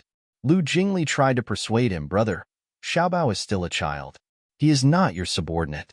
You are too strict with him. What's wrong with spoiling him a little? Every child is willful and mischievous. It's not your place to criticize my way of education. Lu Tingxiao's face was as cold as frost. It seemed that he had made up his mind not to encourage Xiaobao's bad habit of making trouble to achieve his goal. Lu Jingli was in a dilemma between the father and son. It was really a headache. If things got out of hand and alerted his parents, the fact that he took Xiaobao to the bar would probably be exposed. God, someone come and save him. While Lu Tingxiao went to catch Xiaobao, Lu Jingli quickly took out his cell phone and secretly called Ningxi. At night, Ningxi was reading the script at home and chatting with someone on the internet. Dirty Monster King. Ningxi, can you change your non-mainstream QQ name? It's so annoying. Moaning and moaning. Isn't the Dirty Demon King an eyesore? How dare you say that to me? Dirty Monster King. Ahem. I will return to China next month. Pick me up at the airport. No, I don't have time. Dirty Monster King. Pick me up? I said I don't have time. Dirty Monster King. Are you coming or not? The other party doesn't want to talk to you and throws a dog at you. Dirty Monster King. The other party caught your dog and beat it up. The dog's heart feels like being pricked by a needle. Dirty Monster King. Fuck. Why are you dirtier than me? And who the fuck is a needle? You dirted me first. I don't want to talk to you. I want to read the script. Dirty Monster King.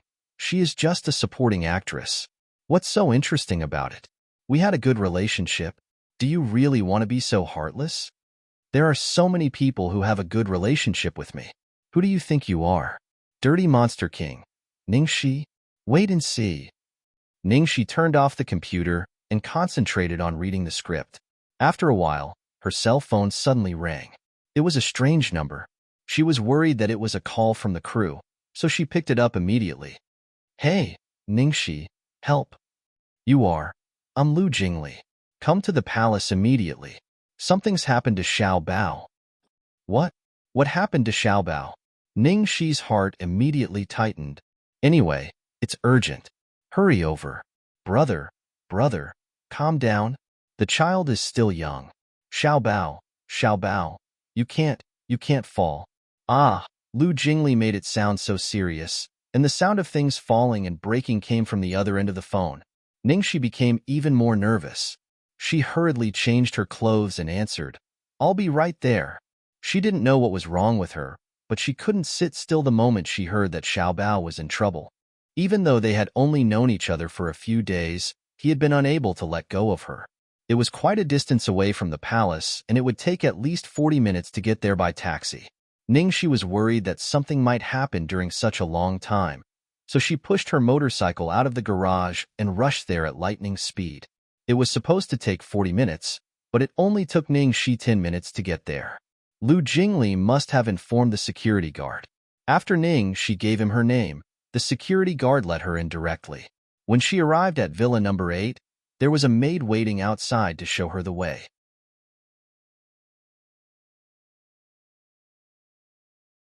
Chapter 23. For the convenience of writing, Ningxi was wearing a tight black leather jacket and trousers.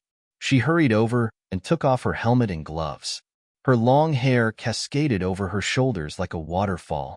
She looked handsome and arrogant. Lu Jingli almost couldn't help but whistle when he saw her in this form. Lu Qingyu, do you really think I don't dare to hurt you? In the corner of the living room, Lu Tingxiao grabbed his son who had nowhere to run. The little boy struggled violently in his arms, like an extremely angry little beast, crazily flashing his tender little claws. No. Ningxi rushed over and snatched Xiaobao away. Xiaobao looked up at her and was stunned for a second. Then his big eyes turned red and he plunged into Ningxi's arms, clinging to her and never letting go. Looking at the little boy who was so cute and soft yesterday, but now his eyes were full of fear and he was trembling all over, Ningxi felt so sorry for him. She was so angry that she couldn't care less about the terrible boss and said, Mr. Lu, I know I'm in no position to say anything as an outsider, but I still want to say that your way of education is really problematic. Children need warmth at such a young age. Besides, Xiaobao's situation is special. He has been stimulated, and he doesn't have a mother by his side. You should be more patient and tolerant to him. How can you be so fierce to him? Don't you see how scared he is? You even wanted to fight with him. Lu Tingxiao said, It's my fault? Lu Jingli. Haha. Lu Jingli chuckled as he listened to his brother's clean admission of his mistake. When I said there was something wrong with your way of education, you just scolded me in the face. Ningxi said you were so obedient. After Ningxi came, Xiaobao was like a puppy that had seen its owner. He was very obedient, completely different from the crazy lion cub just now. He obediently let Ningxi lead him back to the room without moving a muscle. On the sofa, Ningxi gently touched Xiaobao's head to comfort him. What happened? Wasn't he fine this morning? Lu Jingli sighed. What else could it be? Xiaobao missed you and wanted to see you, but my brother wouldn't let him. I wanted to call you, but my brother didn't let me. He didn't want to disturb you. In the end, Xiaobao started to cause a ruckus. He ran around and smashed everything in the living room. My brother didn't want to indulge his bad habit, and the two of them had a falling out. Then, it became like what you saw when you came. Just because you won't see me or call me? Ningxi found it hard to understand. Although Lu Tingxiao had said that Xiaobao was relying on her, was her influence really that great? What do you think? You're underestimating your own influence. Seeing that she was confused, Lu Jingli listed them out for her. Remember that day in the warehouse? When you fainted, Xiaobao didn't allow anyone to touch you. In the end, it was my brother who personally carried you to the hospital. Ningxi subconsciously glanced at Lu Tingxiao. Lu Tingxiao carried her to the hospital? Also, at the hospital, when Xiaobao woke up and saw that you weren't there, he thought that you were dead. He went berserk on the spot and almost jumped off the building. My brother showed him the note you left for Xiaobao, and only then did he calm down. Last night, in order to see you, Xiaobao went on a hunger strike and threatened my brother. As for tonight, because of your call, he ate too much and couldn't use the all-purpose hunger strike. So he did this. Ate too much? Tonight, she did tell Xiaobao to eat more on the phone. How could it be her fault?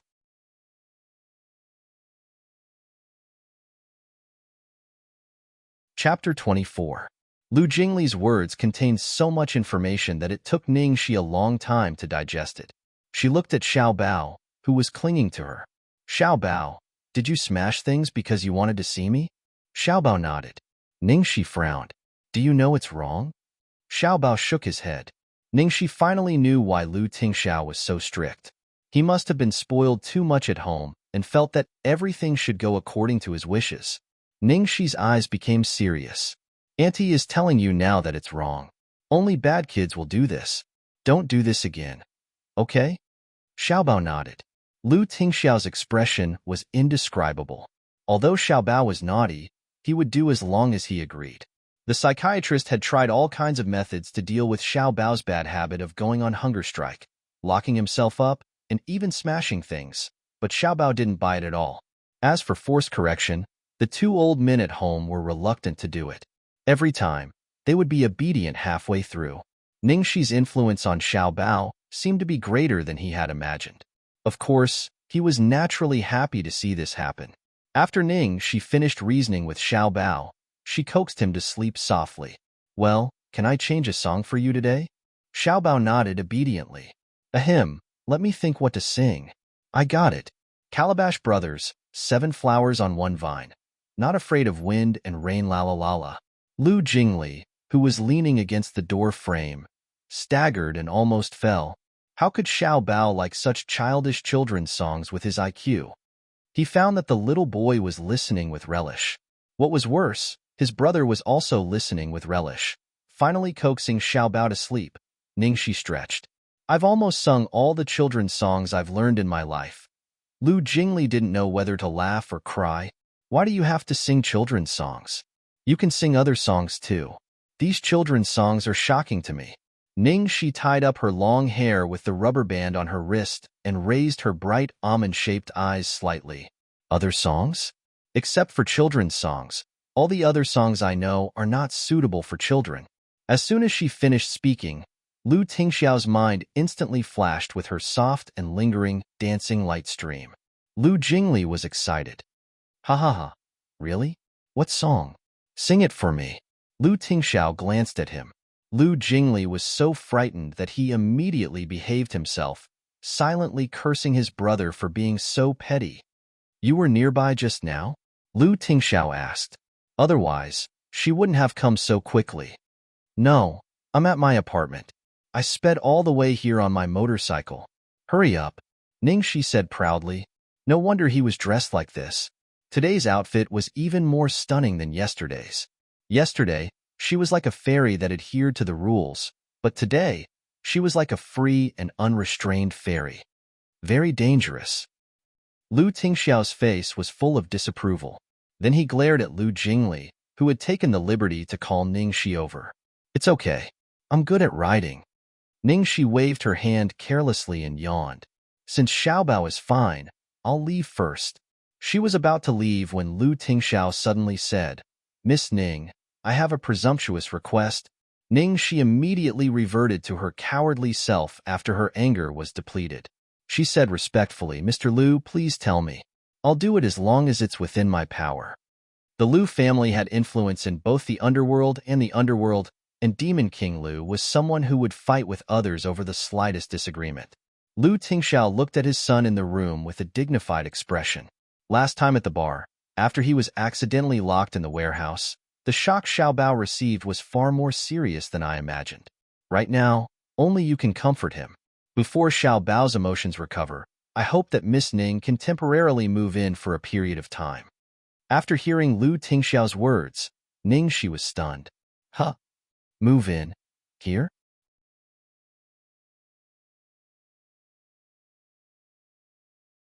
Chapter 25.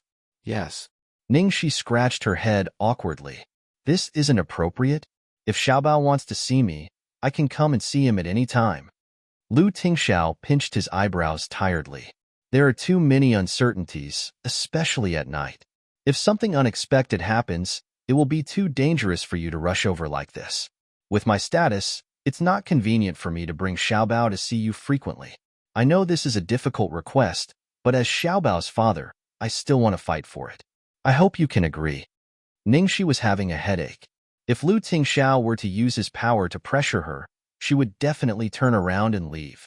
However, with his status and identity, he was begging her so sincerely. Especially in front of such a peerless beauty, facing such a face, she really couldn't refuse. At this moment, Lu Jingli was staring at his own brother with a look of worship. Absolutely amazing. He really didn't expect that his brother would use such a high-end method to open up a bloody path to Ningxi, turning a disadvantage into an advantage on the road to Ningxi. Xiao Bao's existence was not an obstacle to him, but his greatest help. Just at this time, a bang sound rang out, and the table lamp on the bedside table was knocked over. Xiao Bao suddenly jumped off the bed with a panicked expression and rushed out. It was not until he saw Ningxi that the fear in his eyes receded, and he pounced on her legs like an arrow leaving the bowstring. The incomparable fear in his eyes was heart-wrenching. Ningxi hurriedly squatted down.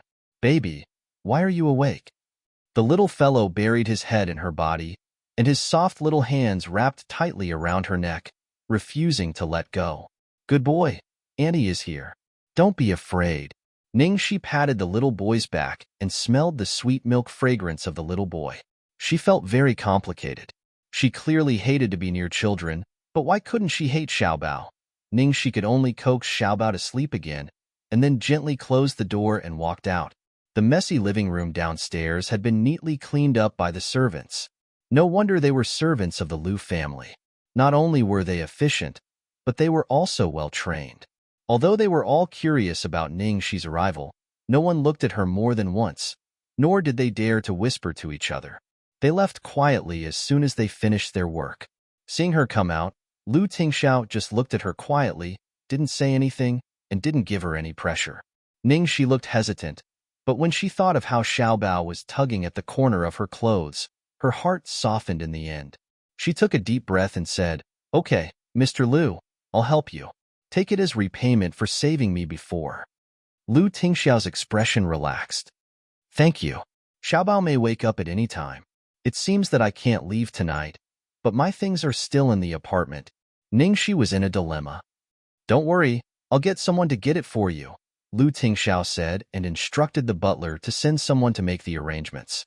Lu Jingli, who hadn't said a word from the beginning to the end, was dumbfounded by this godlike development. Were they living together? Is there anything else? Lu Tingxiao gave Lu Jingli a sidelong glance. "I'll get lost right now." The light bulb that was despised by her own brother quickly left. Originally, he thought that Ningxi's strength could crush him, but now it seemed that his brother was not easy to deal with either. He finally realized that it wasn't that his brother didn't know how to hit on girls, it was just that he hadn't broken the seal in the past 32 years. Lu Tingxiao brought Ningxi into the room next to Xiaobao's bedroom. "You can live here from now on. What style do you like? I'll get someone to redecorate it." Ningxi waved her hand hurriedly. "No need. I'll leave after a few days. It's not like I'll be staying here forever. It's too troublesome to redecorate it." "It's not troublesome at all." Lu Tingxiao took a bunch of keys from the butler and handed them to her. "This is the key to the house. You can go in and out as you please. The door is locked with a password. The password is 591414. This is the key to the attic. You have to keep it close to your body. Xiaobao likes to take the key and hide inside. This is..." Seeing that Lu Tingxiao was about to give her the key to the safe, Ningxi hurriedly interrupted him. "Wait a minute. Mr. Liu, you're too trusting of me. Aren't you afraid that I'll empty your house? What do you want? I'll get someone to help you." Lu Tingxiao said seriously. He wasn't joking at all.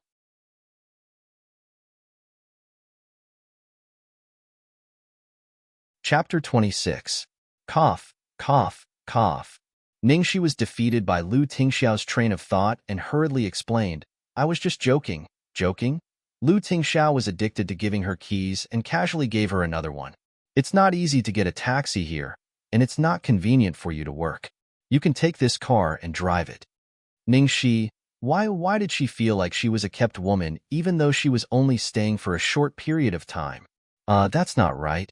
If he was a kept woman, he should hide it outside. How could he give her all the keys to the main house and even his own son? Damn, this was clearly the déjà vu of a newlywed couple. She inexplicably recalled Lu Tingxiao's sudden marriage proposal when they first met. She thought that she understood men quite well, but the one in front of her was like a computer system with an advanced firewall installed. She couldn't see through him at all. She didn't know if it was a blessing or a curse for her to agree to stay that night, because Xiao Bao's condition was really bad. Ningxi directly accompanied him to sleep on his little bed just in case. Late at night, the room door was gently pushed open without a sound. The man walked in slowly and sat down on the edge of the bed. Under the dim yellow bedside light, the woman maintained the posture of patting Xiao Bao. Her breathing was light and her eyes were gentle. Her lips that were as tender as the cherry on a summer branch opened slightly, as if inviting him silently. After a while, that peaceful light suddenly cast a shadow. The man's figure slowly approached that dark red petal. At a distance where they could smell each other's breath, he could pluck it with just a slight movement. However, he suddenly restrained himself and stopped. His slightly cold kiss landed on the woman's forehead. "Ningxi, we have a lot of time in the future." The next morning, Ningxi thought that she could recognize her bed, but she didn't expect to sleep so well. She woke up naturally and didn't even have a dream. When she woke up, she found that Xiao Bao was already awake. The little fellow was sitting next to her with a book in his arms and reading it seriously. He didn't make a single sound. He was so obedient. She really couldn't imagine the little bun flipping out. "Baby, good morning." Ningxi sat up with the quilt in her arms and greeted him warmly. Xiao Bao immediately raised his head from his book in pleasant surprise. Although he did not speak, his expression did not change, but Ningxi could clearly feel his good mood from his eyes that seemed to be able to speak. Ningxi laughed and reached out to flick the messy ahog on little Baozi's head. "Annie doesn't have work today, so I can stay at home with you for the whole day." As soon as he finished speaking, the little fellow was obviously even happier, and the corners of his mouth even curled up slightly. Ningxi was so adorable that she couldn't help but hold his little face and rub it. "Baby, smile more. You're so cute when you smile." After washing up, breakfast was already prepared downstairs. Ningxi didn't see Lu Tingxiao, and the butler and servants didn't mention waiting for him, so Ningxi guessed that he must have gone to the company. After breakfast, Ningxi was still a little worried about how to take care of the child. What if she couldn't take good care of him in the end? None of the things she worried about happened. In the morning, she curled up on the sofa to read a script, while Xiao Bao lay on the table next to her, engrossed in reading or drawing. The two of them did not disturb each other and got along very well. The servant only appeared once to deliver snacks and fruits, and her movements were very light, as if she was afraid of disturbing him. From the looks of it, Xiao Bao usually liked peace and quiet.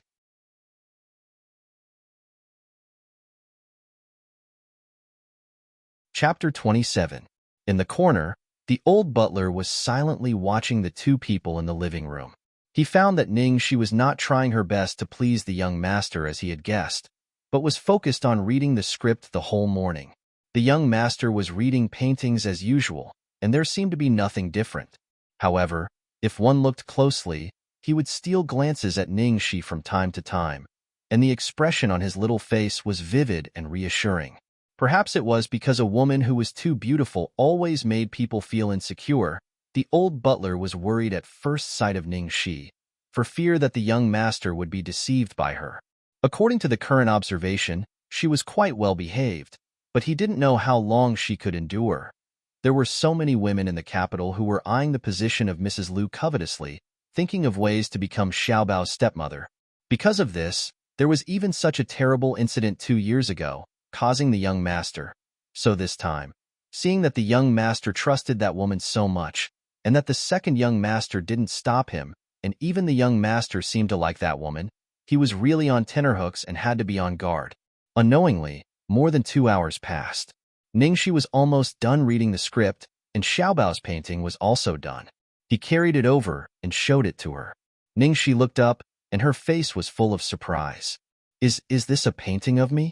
She really couldn't tell that Xiao Bao looked so quiet, but his painting style was actually that of a Fauvist.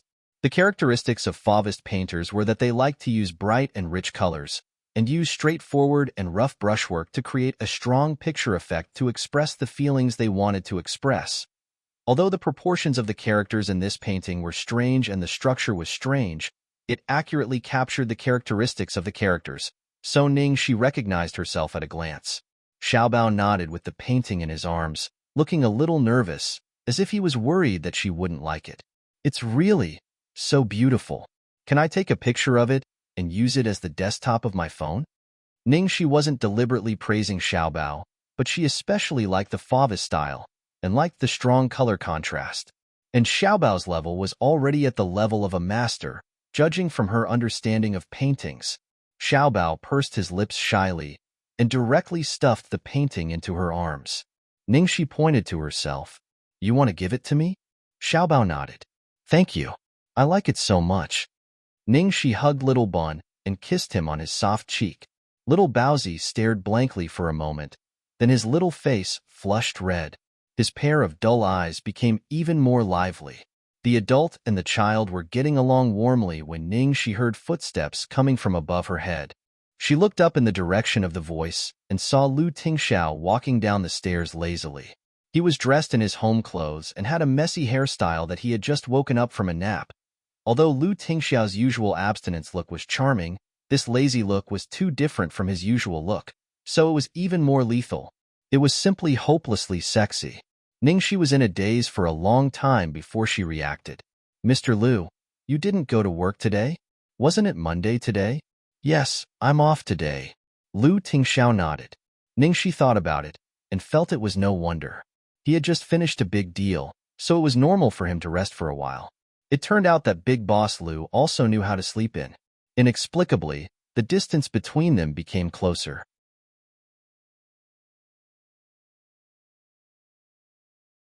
Chapter 28.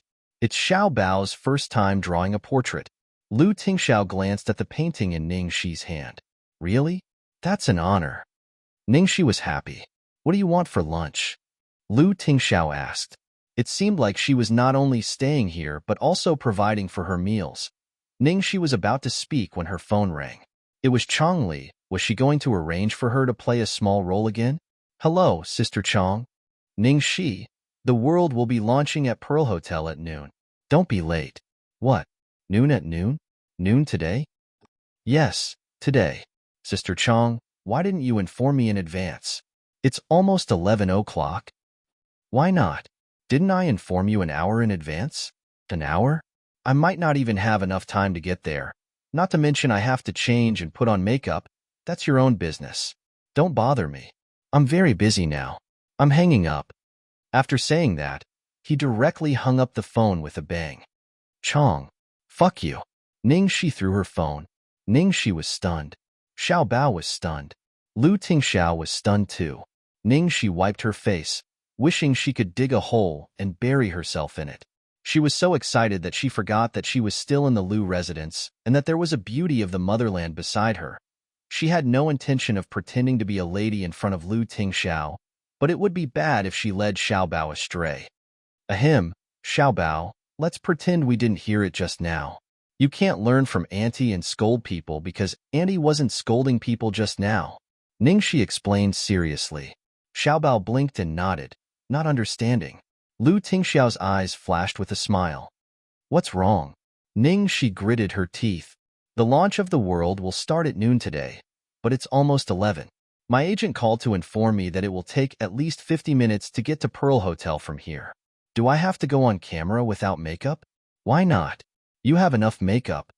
Ning Shi was stunned for a moment. She did not expect Lu Tingxiao to be so eloquent. She scratched her head in embarrassment and said, "Ahem, thank you for your praise, Master Xiao. However, out of politeness, I still have to put on some makeup. The most important thing is that I don't have any suitable clothes at the moment." "Wait a moment." Lu Tingxiao raised his hand to indicate for her to calm down. Then, he took his phone and went to the yard to make a call. 10 minutes later, a man arrived, panting. "Boss Lu, I've brought all the things you wanted. Shall we start now?" The newcomer wore a pair of ripped jeans, a gray linen shirt, and a signature dark blue earring in his left ear. Ning Shi was surprised to find that the person was a familiar face. Of course, familiar face meant that Ning Shi knew him, but he didn't know Ning Shi. Arthur, the personal stylist of the movie queen Su Yimo under Shengshi Entertainment, who could turn something rotten into something magical. He was a big shot that a small shrimp like her could only watch from afar. "This is?" Ning Shi asked suspiciously. "You don't know him?" Lu Tingxiao asked. "Of course I know the famous Arthur. But why did you ask him to come over?" "To style you, of course," Lu Tingxiao said matter-of-factly. Ning Shi was speechless. She whispered in his ear, You actually asked someone from Shengshi Entertainment to style me? Are you kidding me? Don't you know that I'm an artist from Starlight Entertainment? Shengshi Entertainment and Starlight Entertainment are sworn enemies, okay?" "So what?" Lu Tingxiao looked like an overbearing CEO.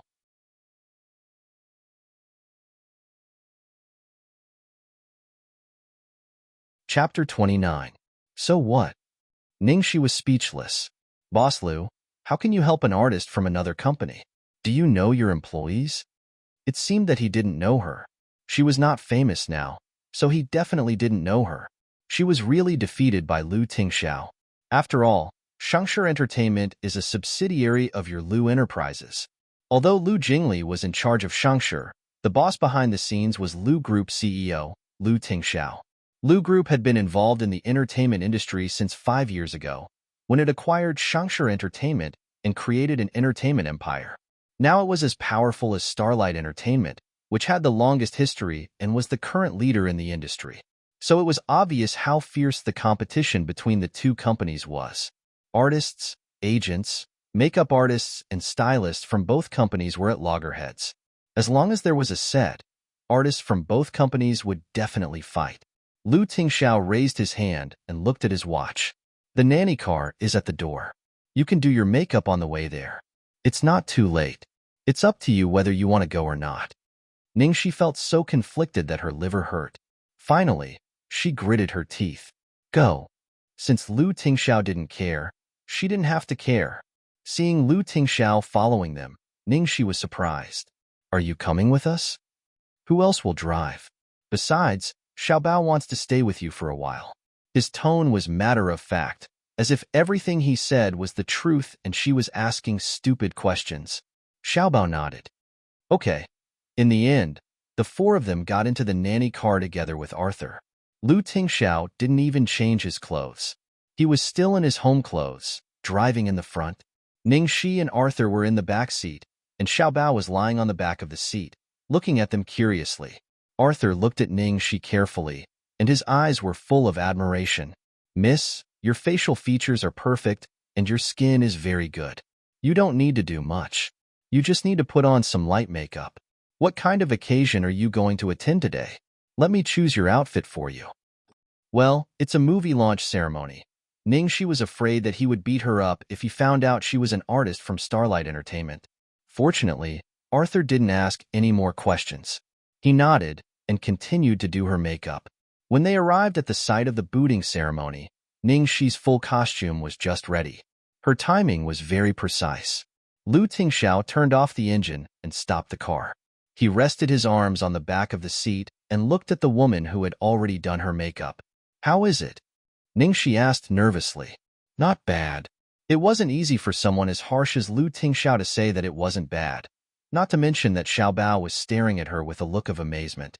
Ningxi suddenly felt full of confidence, and then hugged Xiaobao apologetically. Baby, I'm sorry for the slip of the tongue, but Auntie promises you that I will finish my work soon and come back to accompany you. Xiaobao reluctantly stayed in Ningxi's arms for a while. Knowing that she was in a hurry, he quickly let go of her and waved at her. Looking at the two people behind her, one big and one small, Ningxi's heart swelled, full. After fighting alone for so long, this was the first time he felt such warmth. After Ningxi left, the driver was naturally Arthur. Arthur could no longer suppress his curiosity. As he drove, he asked carefully, Boss, who was that lady just now? Is she a new artist hired by our company? Why haven't I seen it before? Oh my God. Their big boss actually had a woman by his side. This was big news. Lu Tingxiao tilted his chin and answered unhurriedly, an artist from Starlight Entertainment, Arthur. At that moment, the expression on Arthur's face was as sullen as if he had eaten a pound of shit. Boss, you actually want me to style an artist from Starlight Entertainment? Why did Boss take the lead to betray the country and collude with the enemy? Even Second Young Master would never look for an artist from Starlight Entertainment when looking for a lover. If it was Second Young Master sitting here, he would definitely scold him righteously and angrily. But this was the devil, Lu Tingxiao. Therefore, he could only sulk until he died, not even daring to let out a fart. What made him even more depressed was that he suspected that this unknown artist from Starlight Entertainment would be their future lady boss, right? After all, this was a woman that even Little Prince treated with respect, not simple.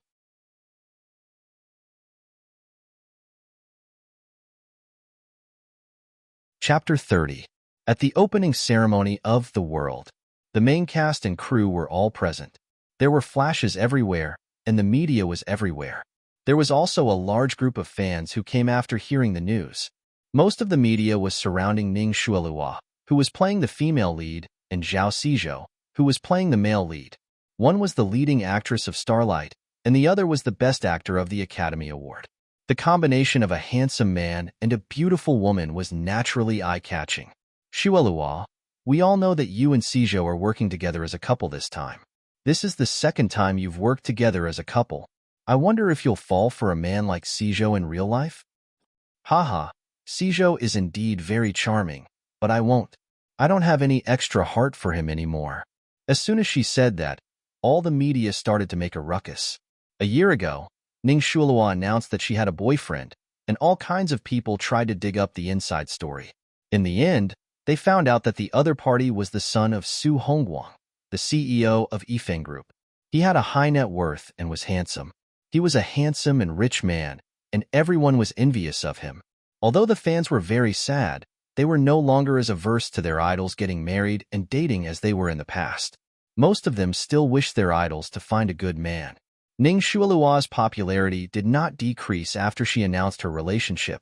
Instead, she kept up her popularity with topics like handsome and rich boyfriend and winner in life. Zhao Seijo, who was next to her, was also very good at picking up on the joke. He held his chest and pretended to be in pain. Miss Shangguan, you're so cruel. I've given my heart to you. This time, Ning Shuelua was playing the female lead called Shangguan Rong, and Zhao Seijo was playing the role of a prince. When the reporters heard that, they all laughed and teased Zhao Seijo. The atmosphere was very lively. This time, other than the male and female leads, the second female lead was the most eye-catching. Therefore, Guo Qixing was also surrounded by a group of people. Director Guo, why didn't I see the actress playing Ming Chang'e? Will she be here today? Of course. Rumor has it that even Jia Qingqing didn't succeed in the audition because you thought she wasn't beautiful enough. Is that true? This question was clearly meant to stir up trouble. However, Director Guo was also a veteran, and his words were watertight. The role of Ming Chang'e does have high requirements for the actor's appearance, but appearance is not the only standard. Jia Qingqing's appearance is definitely not a problem, but it feels like there's still a certain gap between her and our requirements. I heard that the actor playing Ming Chang'e is a newcomer. Since the requirements for the role of Ming Chang'e are so high, will she be able to fully control the role if we use a newcomer rashly? What's going on today? Did I not give enough red packets? The reporters' questions were sharper and sharper, and all of them were targeted at the second female lead. Let's wait and see when our drama comes out. The reporters still refused to let go of this question and asked aggressively, Director Guo, is the actor who plays Ming Chang'e more beautiful than Jia Qingqing? It was not over yet. Yes. So what if she was prettier than Jia Qingqing? What beauty in 100 years. When you see Ning Shi, let's see if you still dare to boast about Jia Qingqing like this. Well, each has their own merits. You'll know when she's here. Guo Qixing was getting a little impatient from the questions. At this moment, he walked past a group of reporters and saw a person appearing at the end of the red carpet. He was stunned for 3 seconds before he came back to his senses. Then, he smiled and said, "Speak of the devil."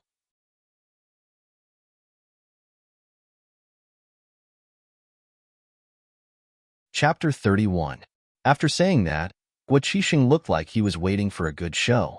Sure enough, all the reporters looked in the direction pointed by Guo Qixing, and they were all stunned at first.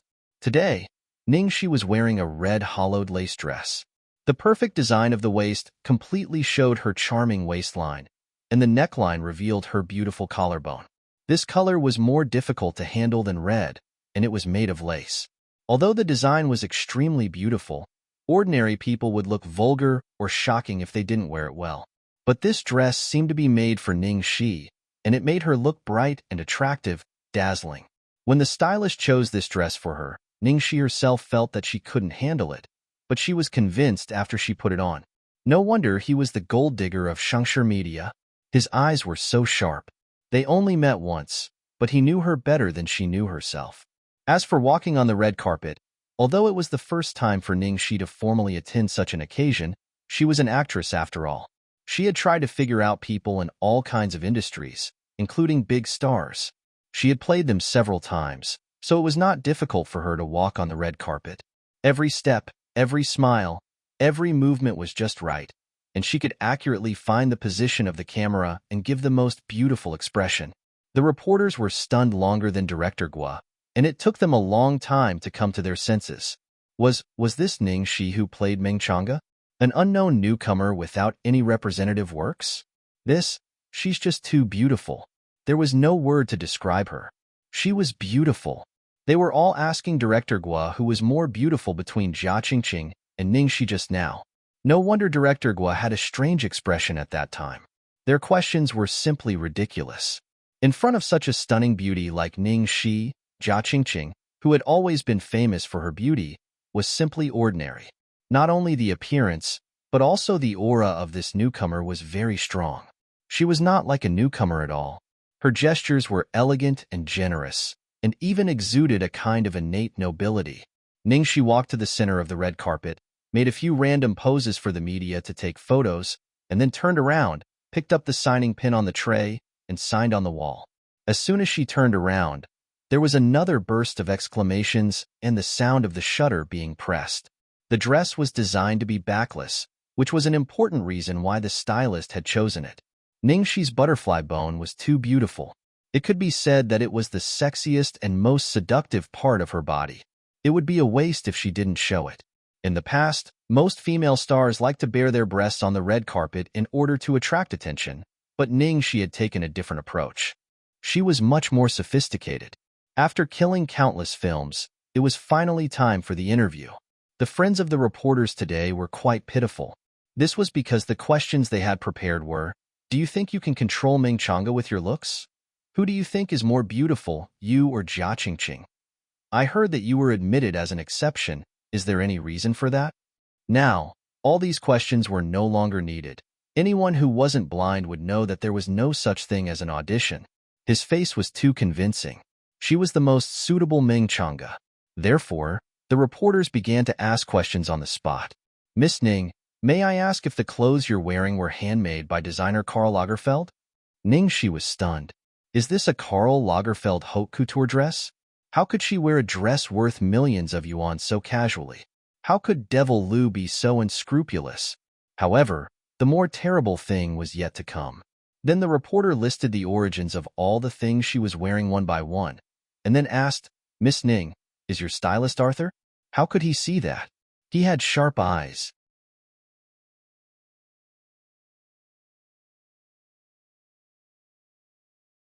Chapter 32. No, I must be mistaken. Fortunately, before Ning Shi could answer, the reporter denied his own question. He finally remembered that Ning Shi was an actress of Starlight. So how could the stylist be Arthur, the stylist of Su Yimo of Shangshi Entertainment? Ning Shi breathed a sigh of relief. Fearing that they would ask similar questions again, she quickly said, after all, today is the opening ceremony of the world. Let's ask questions related to the movie. Then, Miss Ning, is this your first time acting? Someone in the crowd asked. Of course not. I've been on crews since I was in college, but I didn't have many scenes before, so no one knows me. Ning Shi answered truthfully, not minding that her resume was lacking. Since the media could find out everything, she might as well be humble and tell them. May I know what roles you've played before, Miss Ning? This was a normal question, but it was a little embarrassing for Ning Shi. But since the reporter had asked, she couldn't refuse to answer. I've played before.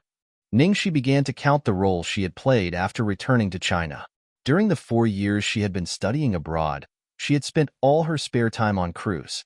She had played small roles in many famous dramas, and also had a lot of scenes. It wasn't easy for Ning Shi to have such a resume when foreigners generally didn't like to use Chinese actors. The reason why she didn't tell them about her experience abroad was because of the absurd love history she had when she first went abroad. Although they were all normal relationships that didn't violate morality, the identities of her ex-boyfriends were a little too eye-catching. The most important thing for her now was to have a presentable work.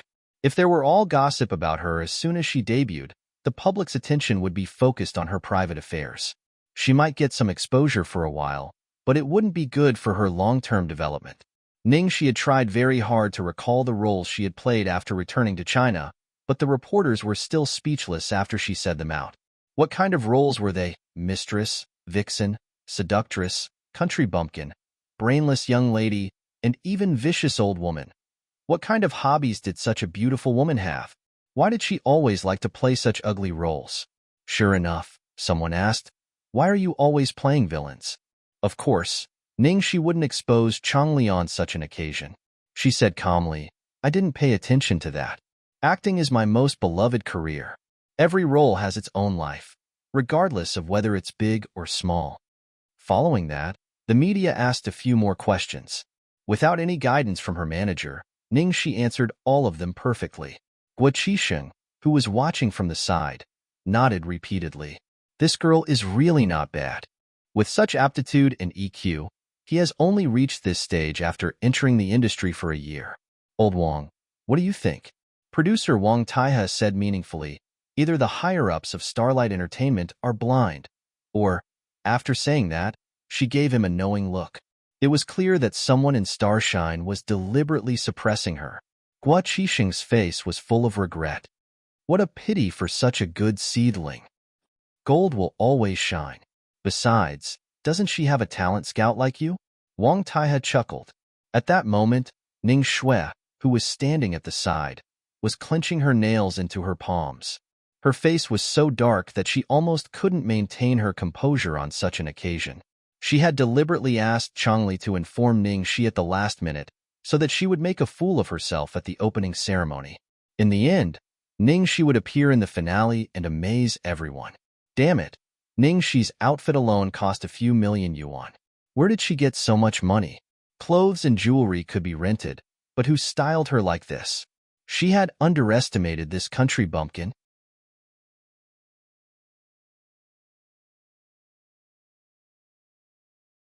Chapter 33. Xuelua.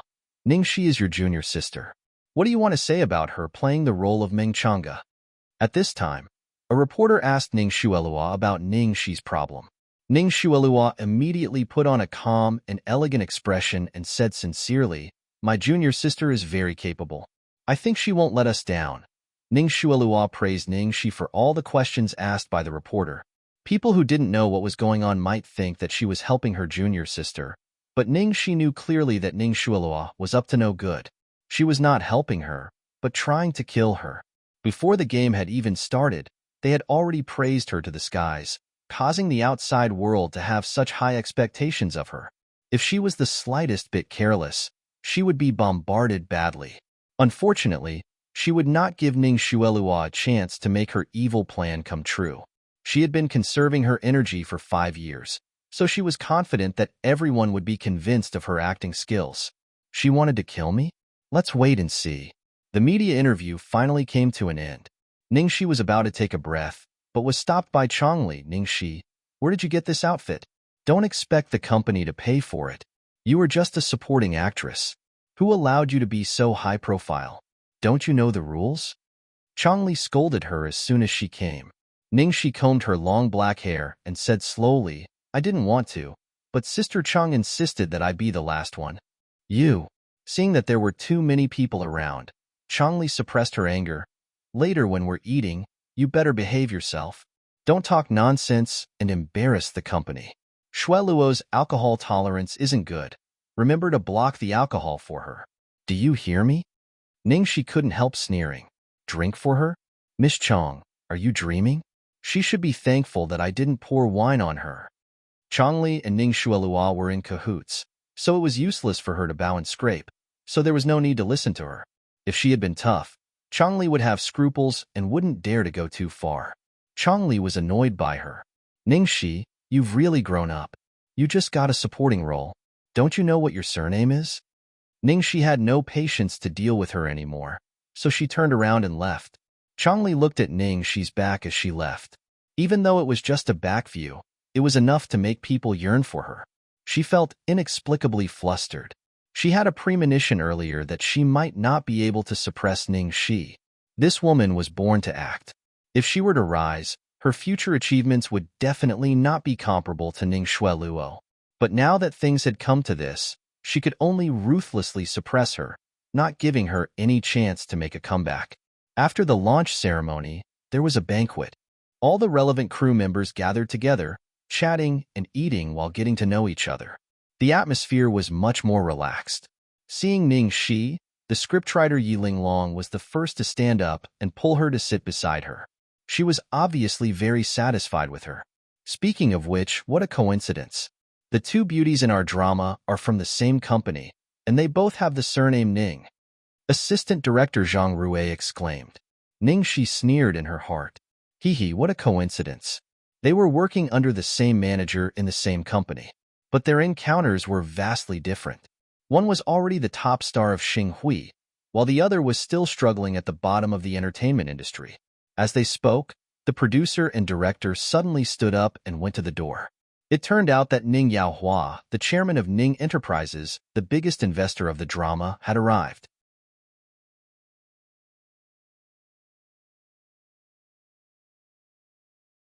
Chapter 34. I didn't expect Chairman Ning to have the time to attend our opening ceremony. It's an honor. Director Gua greeted him warmly. Come, Chairman Ning, sit here. Producer Wang gave up his seat and let Ning Yaohua sit next to Ning Shuelua. Ning Yaohua looked at Ning Shuelua lovingly. Director Gua, you're too kind. Thank you for taking care of my daughter. Chairman Ning, your daughter is so outstanding that she doesn't need my help.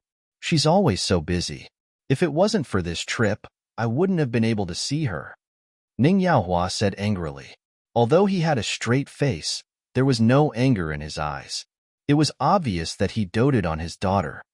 Ha ha ha, you should be happy that Shuelua is so hardworking. But Shuelua, you're in the wrong. No matter how busy you are, you should come home often. Director Gua said angrily. I know, Director. It's my fault. Dad, don't be angry. I'll come home for dinner tomorrow night. Ning Shuelua hugged Ning Yaohua's arm like an obedient daughter. Look, the director had to speak up for me so that she could come back. Dad, there are so many people here. Give me some face. Yes. You're a big star now. I can't say anything. Ning, she thought that she had been tempered into steel, but she didn't expect to see this scene. She felt suffocated and almost wanted to run away immediately. Fortunately, she couldn't control her heart, but she could cover it up perfectly on the surface. She discussed the plot with the scriptwriter calmly, as if she didn't notice the commotion in front of her. She could ignore it, but someone didn't think so. Ning Yaohua's gaze was like a knife cutting her body. It was as if it was a shameful and disgusting thing to see her in public. Ning, she finally left the room with the excuse of going to the bathroom. She walked to the window at the end of the corridor to get some fresh air. She took out a cigarette and lighter from her bag. She fumbled with the slender cigarette for a long time, but finally put it back. She was quitting smoking. It was the first time tonight that she couldn't control herself. The night wind blew on her face, making her feel a little better. At this moment, she suddenly heard footsteps behind her. Ning Shi's back stiffened, but when she turned around, the expression on her face seemed to be a mask, impeccable. Chairman Ning is looking for me? Ning Yaohua stared at her with a heavy gaze. He was extremely dissatisfied with her eye-catching attire. Ning Shi lowered her eyes and smiled. Well, Chairman Ning, you kept staring at me in the private room just now. Aren't you afraid that people will think that you have some bad ideas about me? After all, in the eyes of outsiders, he was an investor, and she was a beautiful female star. It was the easiest kind of relationship to have an ambiguous relationship. Bastard, what are you talking about? Ning Yaohua was furious. Ning Shi raised her eyebrows. Of course it's human language. Does Director Ning not understand human language? You. Ning Yaohua suddenly raised his palm. Before it could fall, it was firmly caught by a slender wrist. How could she give Ning Yaohua another chance to hit her? He wasn't qualified. Ning Yaohua was infuriated by her and pulled his hand back. Quit this role. Don't embarrass me. Ning Shi's face was cold. I got this role fair and square. How did I embarrass myself? You just want to do whatever Shuelua wants to do. You don't care what you look like, or whether you can be compared with Shuelua. You want to enter the entertainment industry because you want people to dig out your scandals and embarrass the Ning family? Ning Yaohua looked at her with disgust.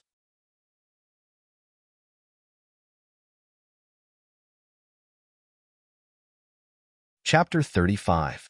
Even now, some people in the circle still joked that Ning Yaohua's daughter drank lemonade as if it was a drink, and that she went to a dinner party dressed in Xerox as a joke. If others knew about that, he would be ashamed. As soon as Ning Yaohua finished his words, Ning Shi's face turned pale. That night, that strange man, that dead baby, that was her Achilles heel. Although the Ning family was afraid of losing face back then, and Ning Shuelua was also afraid that people would find out the truth, so she did not speak about it outside. However, it was still her deepest nightmare. I asked you to quit because of your pride. Since you don't want it, don't blame me for ignoring our father-daughter relationship. Oh, it turns out that we have a father-daughter relationship, Dad, Xiaoxi. What's wrong with you? Ning Shuelua's surprised voice came from behind. Seeing Ning Shui fall behind, Ning Yaohua immediately put on a loving expression. It's okay. Don't worry about it. When you go back, ask your company to see if there are any other suitable candidates for the second female lead. In other words, he was going to replace Ning Shi. Ning Shuelua was delighted, but pretended to be anxious. Dad, why? Xiaoxi has been chosen as the second female lead. She can at most play a small role. How can she play such an important role? I invested 30 million yuan in this film, not for her to play. But, Dad, it took Xiaoxi a lot of effort to get this film. Shula, you don't have to defend her. What did I tell you before? I told you not to help her, but you didn't listen. How dare you put in a good word for her in front of the reporters? Can she afford it? But Xiaoxi is your... Shut up. Don't ever mention it again. I've told you that you are my only daughter. Dad, don't be angry. I won't say it again. Okay? I have something to do later. I have to go. When you have time, help me persuade her to stop being so stubborn. Ning Yaohua gave Ning Shi a look that told her to behave herself, and then turned to leave with a cold face. After Ning Yaohua left, the sympathy and cleverness on Ning Shuelua's face disappeared. She said innocently, Ning Shi, I didn't mean to embarrass you this time. I wanted to give you a chance, but unfortunately, huh? Ning Shi couldn't help but chuckle. Her laughter was filled with endless sorrow. Who would have thought that in the end, the one who made her fail at the last step and dragged her into the dust once again was actually her biological father. She had worked so hard, fought for so long, prepared for so long for this role. Gone just like that. It was already past 11 o'clock at night when the pre-launch meal was over. It was said that it was easy to get drunk when one was in a bad mood. It seemed to be true. Ning Shi felt that she didn't drink much tonight, but when she got up, she couldn't stand steadily, and her temples were throbbing. But at this moment, she saw the person who made her feel even worse, Su Yan. Some of the crew members, especially the young ladies, exclaimed when they saw the newcomer. It was young Master Su. So handsome. He's 100 times more handsome than the rumors say. He's here to pick up Ning Shueluo. I envy her so much. Her acting career is so smooth. Her family is so good. And her boyfriend is so handsome. She's really a winner in life. This kind of person won at the starting line from the moment he was born. We can't be envious of him. Ning Shi leaned against the wall and stared blankly at the man who walked towards Ning Shueluo step by step.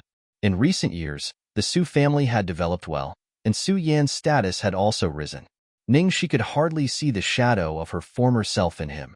The young man who was recuperating in the countryside because of lung disease, the elder brother Yin who held books and gently told her stories, had died in the torrent of time. You're tuning in to the Romance Rendezvous YouTube channel. We're so grateful for your support, and don't forget to subscribe to join us on this incredible journey through captivating stories. Your generosity through donations truly makes a world of difference, as it's the primary source of revenue that allows me to expand and enhance this channel for you. Thank you from the bottom of my heart for being a part of this adventure.